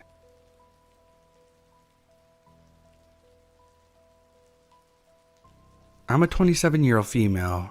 I graduated from high school about 10 years ago. In my freshman year of high school, I was known to have a lot of friends. I was very friendly, and every time I saw someone alone, I would greet them and offer them my friendship. Sometime during the year in my math class, we had a new guy. We'll call him Jose. Jose had recently moved to the US from Mexico, and he hardly knew any English. Me being Hispanic, I was able to speak to him in Spanish and make him feel welcomed. Jose had no friends and always sat by himself. In math class, I started helping Jose a lot. He sat behind me and he would always play with my hair. I sort of felt like he had a crush on me, and he was not bad looking, so I didn't look at it as a big deal.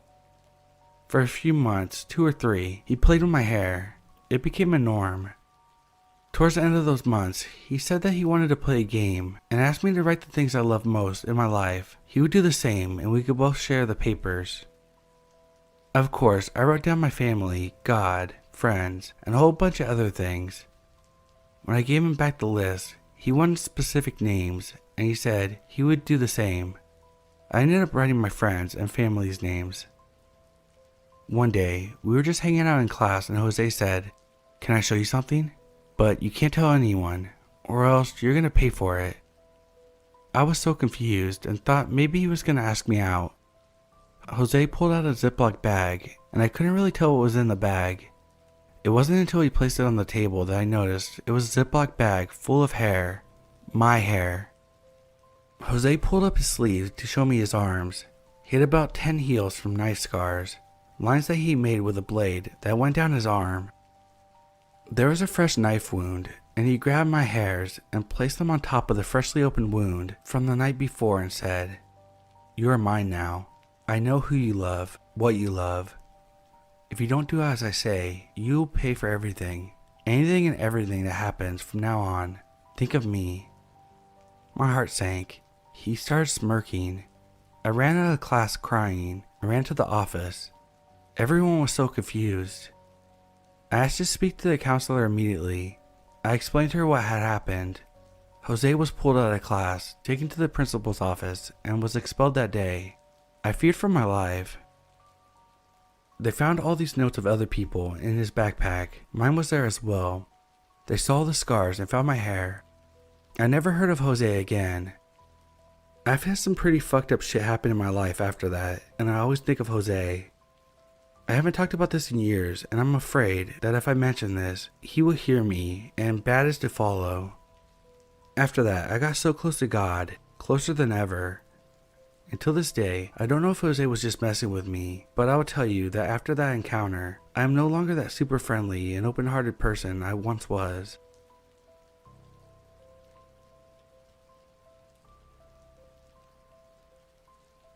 Back in high school, I went on an overnight trip for my art class. Before we had left for the trip, the teachers had assigned us our rooms with 3 other people to share with in a hotel that we were staying at. I lucked out and only had to share it with one other girl, who I didn't know very well. Let's call her Anna. Anna was the type of girl who never really talked in class, but when she did, it was always a weird comment under her breath. She always came to school wearing the same thing, a My Little Pony shirt and pajama pants. To be honest, I've never really seen her in any other outfit.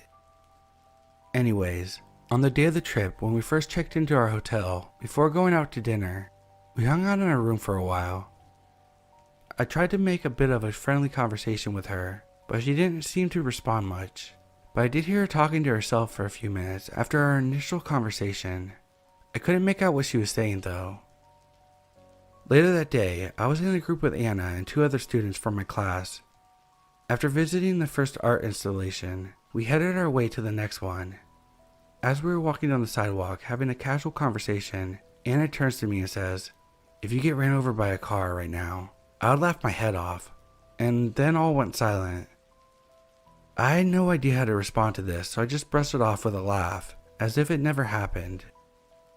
A few hours had passed and we had stopped because one of the students in our group saw a friend that he knew and decided to talk with them. As Anna and I waited on the side as they talked, she seemed really angry. She was pacing and sighing intentionally loud as if she was in a rush or something. She looked at me with the creepiest glare and said, "I wish I could just throw myself off this balcony. Maybe then we would get somewhere," and continued to pace around. At this point, I was very uncomfortable about being around her, so I tried to stick near the others for the rest of the time we spent out. Nearing the end of our trip, the 2 other students in the group decided to branch off and go to another exhibit, while Anna and I met back at the hotel. We both got back on the bus and I sat near the back, and she followed me. I was hoping to have a little bit of space, but she decided to sit right next to me. A few minutes passed, and I noticed she looked at me for a good while without saying anything, until she suddenly whispered to me, "I really need to tell you a secret, but I want to wait until we get back to our room." At this point, I nodded and scooted away from her a little, towards the next seat, dreading when we got back to the hotel. When we got into our room, I headed straight to the bathroom to avoid talking to her, but she stopped me at the door, putting her arms out so I couldn't pass her. "I want to tell you what I was going to say on the bus," she whispered to me. I felt a bad feeling in my stomach and awaited her next line. She leaned in closer and said, "Well, when we were on the bus, I wanted to tell you that my nipples were tingling a lot. It wouldn't stop, and it's still happening now." After she said that, I pushed past her into the bathroom and locked the door behind me. I was super freaked out and disturbed by her, so I hid in there for 30 minutes until she went to sleep. When I went to bed, I put a wall of pillows so she couldn't see me, and to be honest, I was up for a while shaking and wanting to leave the room. The next day when it was time to go home, I avoided her as much as possible, and thank God I never really saw much of her after that.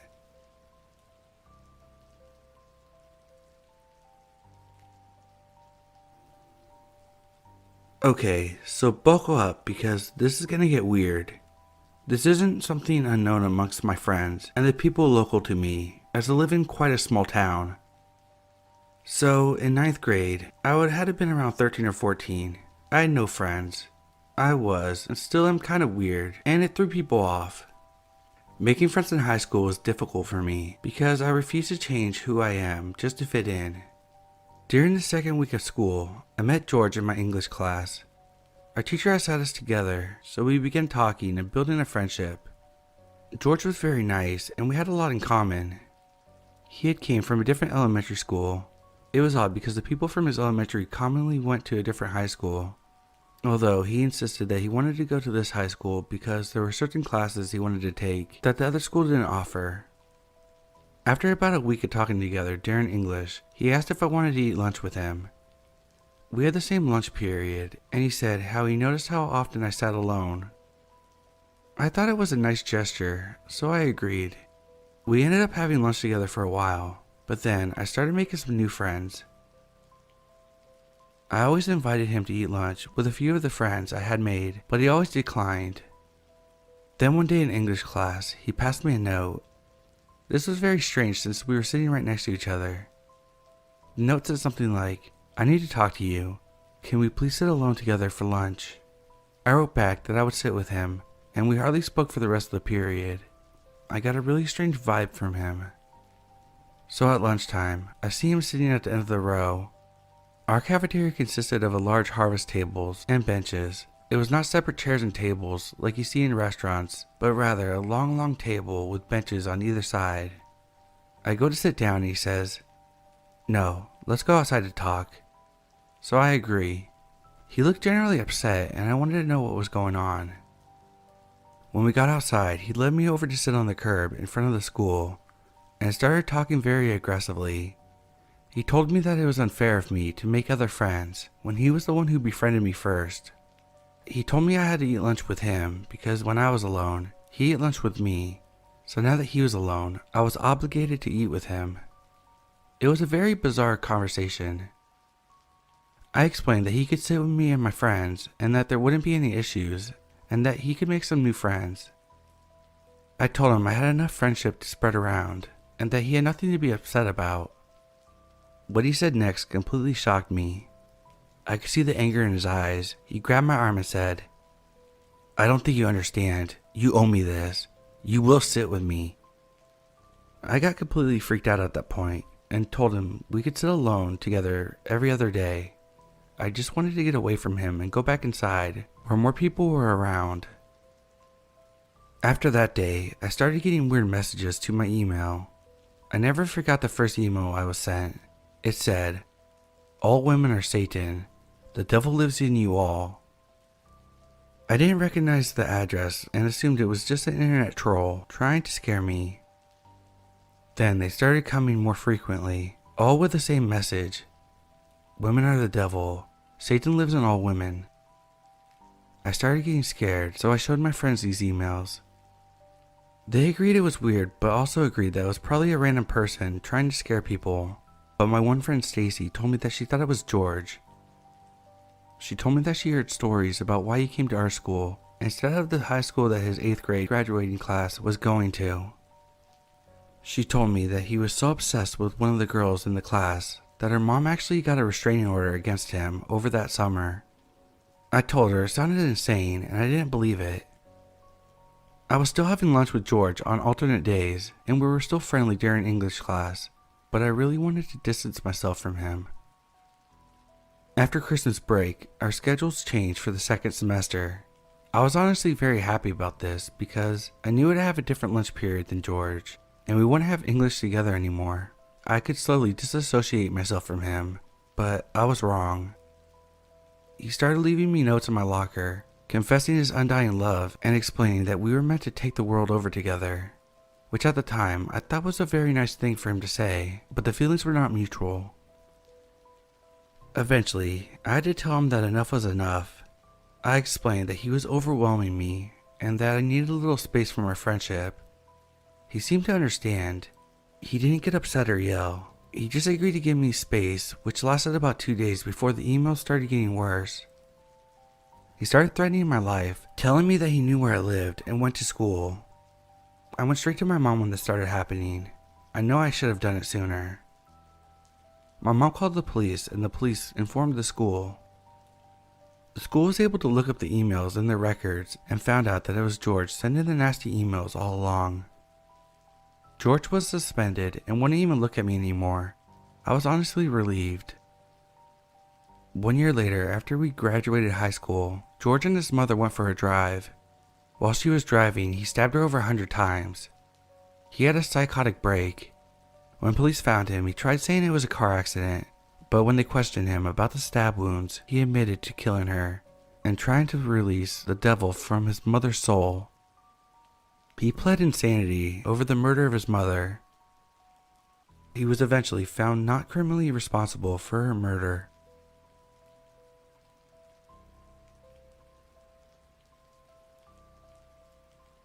So lately, I've been talking to my friend about stuff, and we've been realizing how weird our school was. One story I have is perfect for this subreddit. So, I was in my first or second year of high school. Our school was mainly populated by kids from tough backgrounds, poverty, homelessness, neglect of parents. So about once a quarter, our school would do something called potlatch, where teachers and students could essentially donate things that any of the students could grab and take home, be it clothes, bedding, books, little knickknacks, whatever. What you need to know for this story though is how everyone got super hyped for the potlatch and would fill the main hall to see what there was, even if they weren't planning on taking anything. Our school also liked to invite representatives from different companies and organizations to hand out different flyers for whatever they worked for. Since a lot of kids were looking for opportunities to make money to either support themselves or their families. During one potlatch, this one guy, he was super nice, was handing out flyers for a gig that was too good to be true. The thing is, as I know now, something that's too good to be true usually is. Basically, they said they get to fly out to Seattle to live in an apartment that they owned, rent-free, and all you had to do was be a door-to-door salesman for them, and they would pay you like $15 an hour. Some of you reading this probably already noticed the red flags, but we were dumb teenagers, and like the school invited them. We figured that the school wouldn't bring in something sketchy like that. I had just quit my job, and so this offer seemed awesome for the summer or something. However, almost immediately in the next period, we got an announcement basically telling us to throw away any flyers and not to, under any circumstances, call them. For those who didn't notice the red flags earlier, these guys were using common sex trafficking tactics. Basically, they offer a job that seems amazing, and if you bite, instead of sending you where they said they were, they would kidnap you and sell you. After doing minimal research, I found that the company that they were fronting was already a known sex trafficking front, and our school just invited them into the space with gullible teenagers.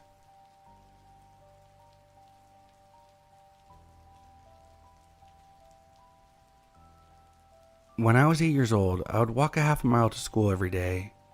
Several times on my walk, a man would approach me and tell me how much God loved me and would ask me about taking Jesus into my heart. The guy gave me the creeps, but I was always polite since he was a grown-up. One day he asked me for a hug, and that was it for me. I ran home and told my mom about the guy. Needless to say, I was driven to school after that. A few months later, a girl at my school was molested by that guy. He was a minister at her church.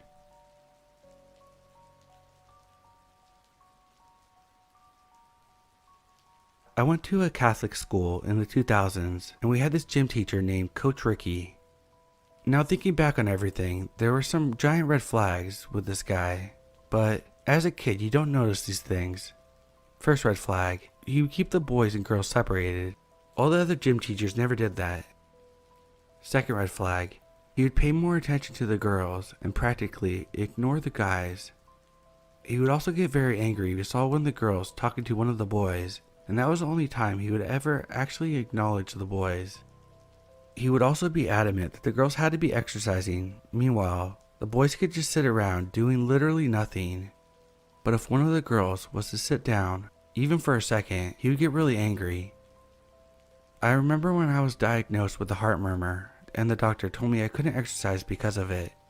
And when I told him that, he seemed irrationally irritated that I couldn't exercise anymore. So we left for Thanksgiving break and come back, and the guy is just gone, and when you would ask about him, they would act like they didn't know who you were talking about. So I asked my favorite teacher about it, and she finally told me what happened. He apparently got caught watching the girls undress in the changing room, and there was a rumor that he had tons of videos on it on his phone. My teacher didn't even know the whole story, because my school kept it from the teachers, and they didn't know whether or not the police were called, because you never saw anything in the newspaper. I live in a small town, so that would have definitely been a scandal. To this day, I kind of wonder if he ever got anything of me. It makes my skin crawl thinking about it. I hope that bastard is in jail for what he did.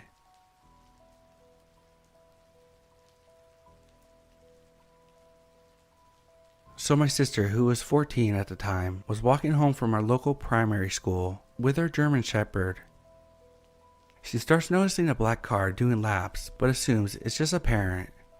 She then, after a while, noticed a man getting out of the car and getting into a white SUV and driving up the road closest to the side of the oval where she was. My sister starts getting a little creeped out, but walked around the other side and didn't think much of it, still thinking it's a parent. Maybe about 15 minutes of the cars doing laps, she realizes that the two cars are parked on the two easiest streets to leave.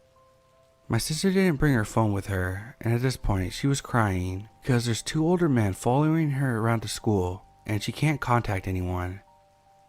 She luckily finds a teacher and manages to contact my parents, who come to pick her up.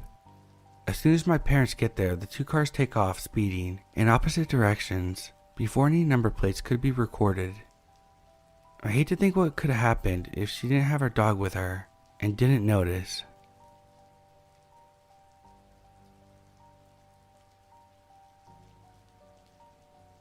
When I was in high school, a friend of mine would walk to my house in the morning and walk to school with me.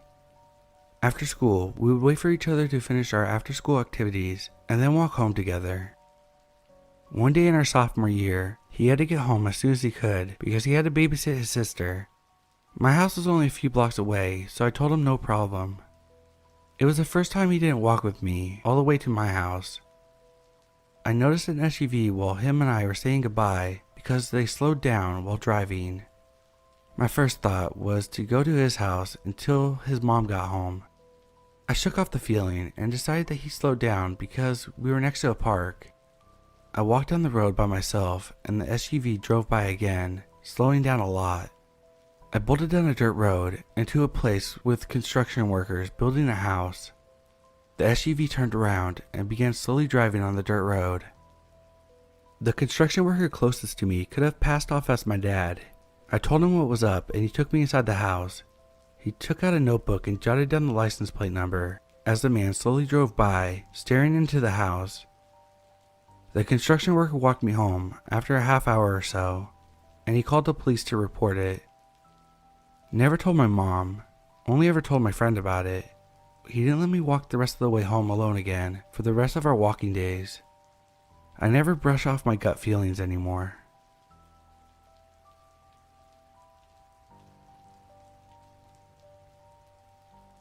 I was about 8 years old, and at the exit of my school, all the kids wait for their parents. I was waiting for my babysitter, who would always pick me up about 5:30 p.m. I was a bit confused as my babysitter wasn't there. She was never late. But I did not panic, just kept patiently waiting. Suddenly, a woman in her 40s, long curly brown hair, with a disturbing smile expression, came up from a group of parents and said to me, "Your mother sent me to pick you up." She clearly saw my confused face and thought I was an easy catch. I had never seen her in my life, and if such a thing happened that she was picking me up, my mother would have let me know. All those thoughts passed through an 8-year-old's head in a few seconds. I responded, moving my head to the side in denial. She never stopped staring at me with that psycho expression and repeated the same thing. This time, slightly approaching me, ready to take my arm. Looking over her shoulder and other parents in the entrance, I noticed a black van parked, which I'd never seen before. I was always well aware of the cars that parked there, because once I saw a Lambo, and we were all waiting to see it again. At that age, I already realized that her intentions were not good, and that the situation was way too strange. I didn't move an inch and said, "No," again in a calm voice. The woman knew that she wouldn't be successful in her try. She knew that she couldn't take me by force because of all the other parents, and some teachers were around. She didn't say another word. She took her eyes off of me and just stood there, looking for another child. A few minutes later, my babysitter arrived and I told her. She was very surprised and pissed, but she didn't alert the school. At the time, I just thought about going home, but now, 16 years later, I think we should have told the school. I was aware of kids being kidnapped in my neighborhood, so I knew this could happen. I'll never forget how that woman looked, and I hope that nothing ever happened to any of the kids at that school. I just rediscovered the subreddit, so I thought that I'd post a creepy encounter that one of my friends recently reminded me of. This creepy encounter was kind of prolonged and got especially creepy at the end. I was a fairly awkward and introverted teenage girl, so my high school guidance counselor encouraged me to take the theater elective in 10th grade to help me come out of my shell. The class was terrible and miserable. I hated every single second of it. But it did more than just take me out of my comfort zone. It introduced me to a really weird guy.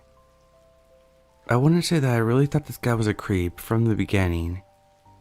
He had a fairly obvious crush on me, but he wasn't too weird about it. He wrote me the occasional note and asked me to one school dance. I told him no, and he took the rejection fairly well. He still tried to talk to me all the time, but he eventually started dating someone else and then left me alone. I assumed that the relationship lasted through 11th grade, as I only saw him occasionally and he never tried to talk to me. I went to the 12th grade homecoming dance with a group of my friends. and we actually spent a good portion of the night dancing and really enjoying ourselves. At one point, we sat down to rest and have a snack. The guy from the 10th grade theater class came over to me and sat at our table. He seemed upset and actually started crying, so I asked him if he was okay. He told me that his girlfriend had just dumped him, and I responded that that's pretty shitty of her to do at a high school dance. I guess he took this as me making a move on him, because he immediately grabbed my arm, yanked me up from the table, and pulled me to a fairly secluded corner. He was immediately in my personal space, asking me if I would be his new date. I tried to push him away, but he had a pretty firm grip on me, and then tried to go in for the kiss. I was in total shock that this happened, and kind of froze. Luckily, one of my friends swooped in and told him that I was her date, so he should back off. He spent the rest of the evening dancing fairly close to us, but he luckily didn't say anything. Flash forward to the rest of 12th grade. I didn't have a class with him, but his locker was fairly close to mine, so I unfortunately saw him a lot. He stared at me a lot, but he didn't say much to me until right before graduation. He asked to sign my yearbook. I was afraid that he would say something weird in it, so I told him no. I did wish him good luck in life. He responded that I was what he would miss the most about high school. I kind of forgot that he existed until about 3.5 years later. I was in college and got a message from someone asking me if I knew him and when we had last spoken. Apparently, she was his girlfriend. I had told her that we had gone to high school together and hadn't spoken to him since we graduated. She asked me why he talked about me all the time. I told her honestly I had no idea because we weren't even friends on social media. Then she asked me why she found my first and last name in his wallet. I was incredibly confused by this and asked her what she meant. She told me that she was going through his wallet and she found my first and last name on a piece of paper. She said he'd said that I must have stuck it in his wallet as a joke when we were hanging out, which obviously never happened. I think she was expecting me to confess that he was cheating with me or something, but all it did was freak me the fuck out. I found him on social media and blocked him, then blocked her too for good measure. Luckily, I haven't heard from him since, and this was about 11 years ago, but I have to wonder why he had my name in his wallet. As a side note, he was on the local news just a week or so later because his dad met someone online and then locked her in the basement for a weekend. He was defending his dad and calling the woman a liar. I'm pretty sure that his dad wound up in prison for kidnapping and criminal confinement, so the apple didn't fall too far from the creep tree.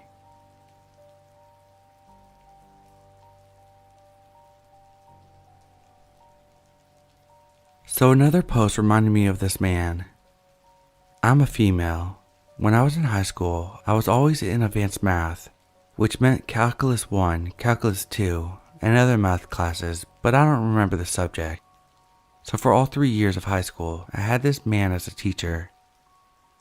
If a female had a question, he would sit as close as possible, as in thigh touching thigh, with his hand on their neck.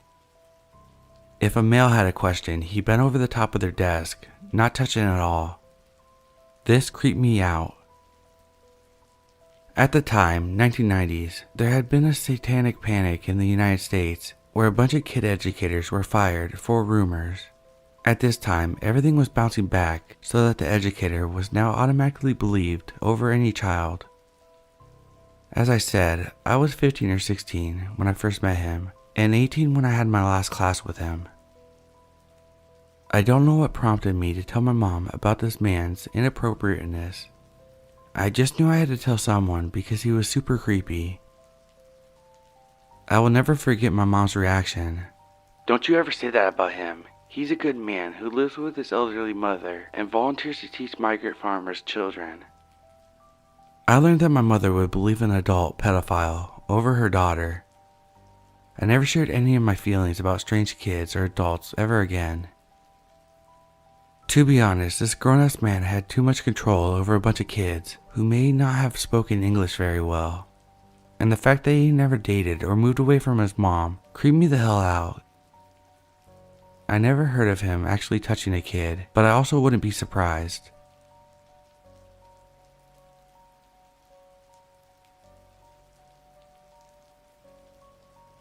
When I was in 7th grade, I had an older English teacher whom my parents worked with a long time ago. So at first, I thought that was pretty cool, and I was super friendly with him. For my first year, he'd always bring me candy, give me extra work when I asked for it. I like to study, so I'm not nervous about exams. He would let me and my friends have lunch with him in the classroom. After a while of this, my friends started teasing me, saying that I had a crush on him. They would do that joke a lot in class. I don't know if he heard, because he started being even more friendly. I told my friends to stop, but they were very toxic, so they didn't listen. One winter night, it was really dark outside, and my dad had a very important meeting, so he had to pick me up about 5 p.m. I didn't take that bus that day, because I went to after-school activities and music. So I was just sitting there on the bench by the door, playing some game on my phone. He came out of the nearby hallway and said, "Hey, why are you at school so late?" Because of my friends teasing me, I didn't want to talk to him, so I just said that I was waiting for my dad. Then he proceeded to offer me a ride home, since it was obviously getting late. I said no, and he kept insisting. I got annoyed and he eventually left. I did tell my dad, and he was just glad I didn't accept. After that, he stopped being nice to me and just became very cold. I didn't care though, and the next year I didn't see him again. I don't know if that was creepy or not, but it generally made me feel like he was grooming me. Plus, I was only 12. I'm 16 now, and I don't know if I was being weird because of my friends, or if he was actually creepy.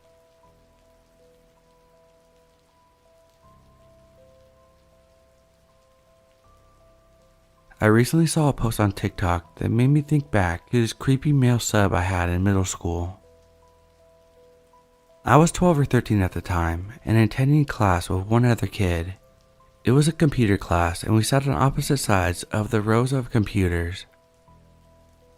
This young male substitute teacher was helping the other kid, and when he was done, he asked me if I needed help with anything. I politely said no because I knew what I was doing at the moment. He didn't like the answer and insisted that he should come help me. I kept declining and let him know that the other kid needs his help. He ignored me and sat down next to me. He sat so close that his thigh touched mine. I kept inching away from him, but he kept moving closer. This went on for 45 minutes until the bell rang. At the end of class, it was my teacher's policy that we get candy if we passed all the tests that day. I hadn't passed any due to the lack of focus on my work because of the creeper touching my thigh. Anyway, he let the kid, male student, have candy for his past test, then offered me some. I informed him that I hadn't passed any tests, so I didn't get any. He said he wouldn't tell if I did, and kept insisting that I wanted candy. The other student had already left, so to avoid being alone with him, I took my shot and ran out of the room when some kids were passing. I later told a teacher I trusted, whose classroom was down the hallway.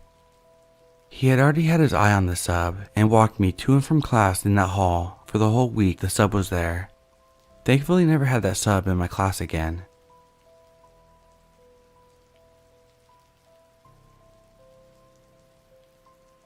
Writing about my old poetry teacher reminded me of all the weird interactions I've had with teachers growing up.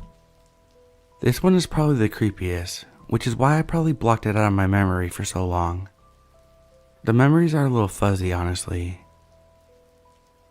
When I was in 2nd or 3rd grade, my music teacher went on maternity leave, so we had a sub for a semester.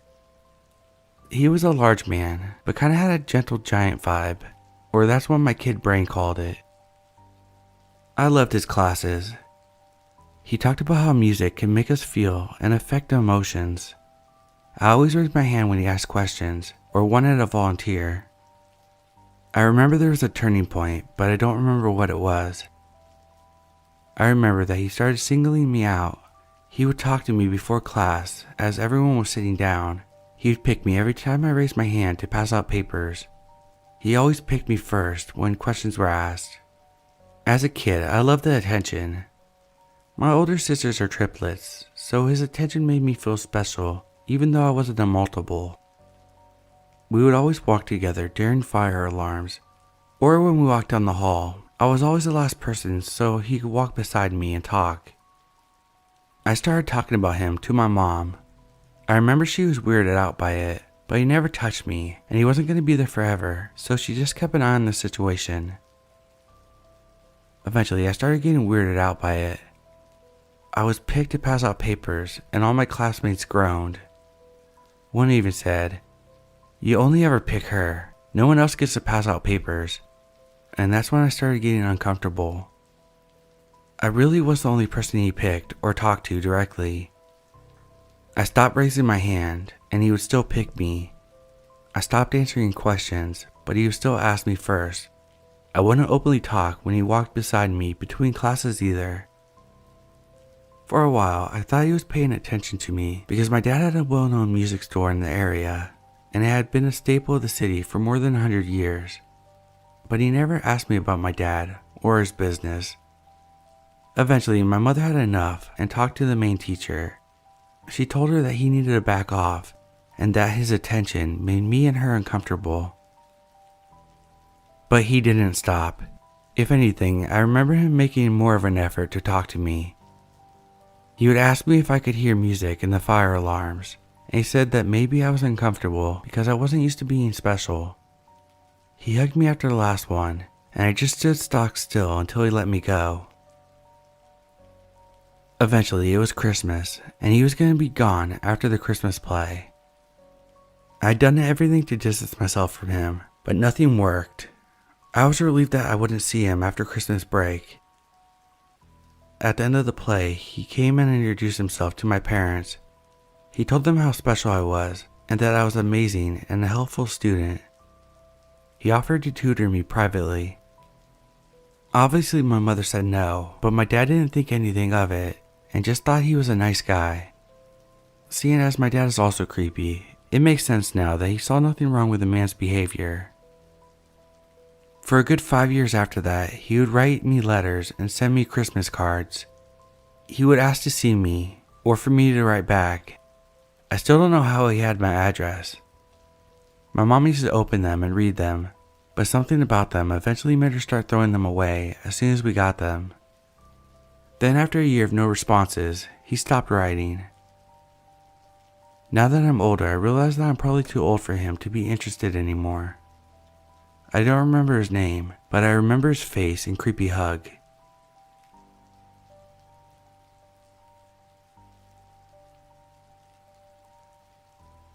I was an 18-year-old female at the time, and a first-year college student, working full-time and taking 18 units of college classes.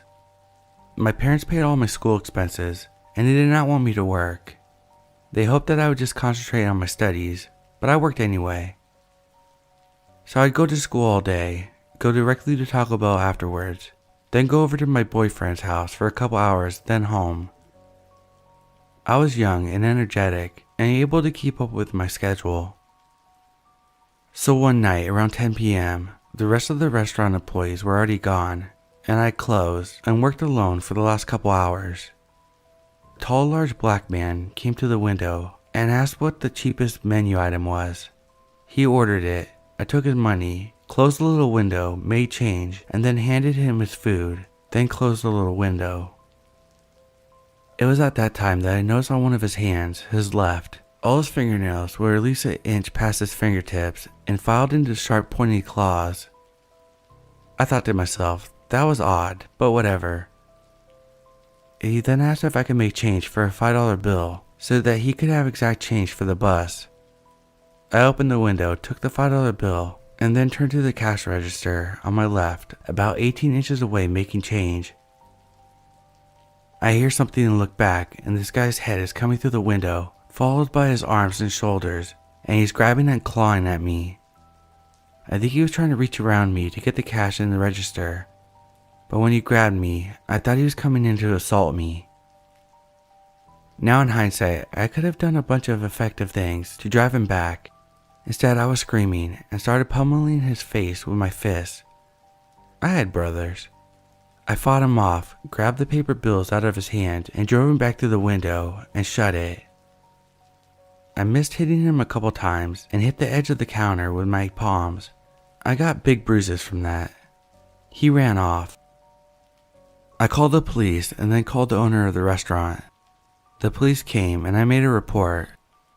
The owner didn't want any press and was upset that I called the police. So a couple days later, I'm in a chemistry lecture, which is in a small amphitheater of maybe 150 students. The lecture is about to start, and this guy sitting next to me on the right drops his calculator on the floor right in front of me. I kindly say, "Oh, I'll get it for you." I pick it off the floor and hand it back to him, right into his open left hand with long cloth fingernails. Cue my racing heartbeat. I pretended not to know that he was the guy that robbed me and assaulted me. Coincidence? Not likely.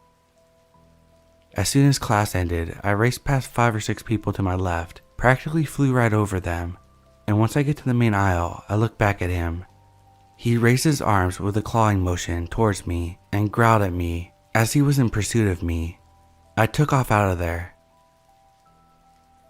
The next time I went to that class, he tried to sit close to me again to intimidate me, and it was working. I decided to call the police from home that afternoon and explain the situation.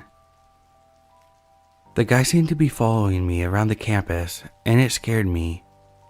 I don't know if he followed me from school to my workplace to attack me there. They were many miles apart. The police had an undercover watch me at school before chemistry, so I could point out my stalker. I had to tell my professor the situation of why I had people watching over me. The plan was to sit in the grass outside my chemistry class, and when I saw the guy, I would give a nod and walk into my class. He didn't show up the first stakeout day, but did the second day. They arrested him. Now, the restaurant owner dropped the robbery charges as he didn't lose anything and didn't want the press. Nobody asked me, and I was the one attacked. The police told me that they warned him never to look at me or talk to me ever again if we ran into each other. They will arrest him if he keeps it up. I never saw him again. He dropped the class. My professor gave me a B even though I never got better than a D on the test. He had a lengthy rationalization of why I deserved it, but I know he felt sorry for me. Fortunately, that helped because I was awful at chemistry, stalker or not. I gave my 2 weeks notice at the restaurant, and every remaining night I worked, my parents would sit at an outdoor table and play cards until I left for home safely.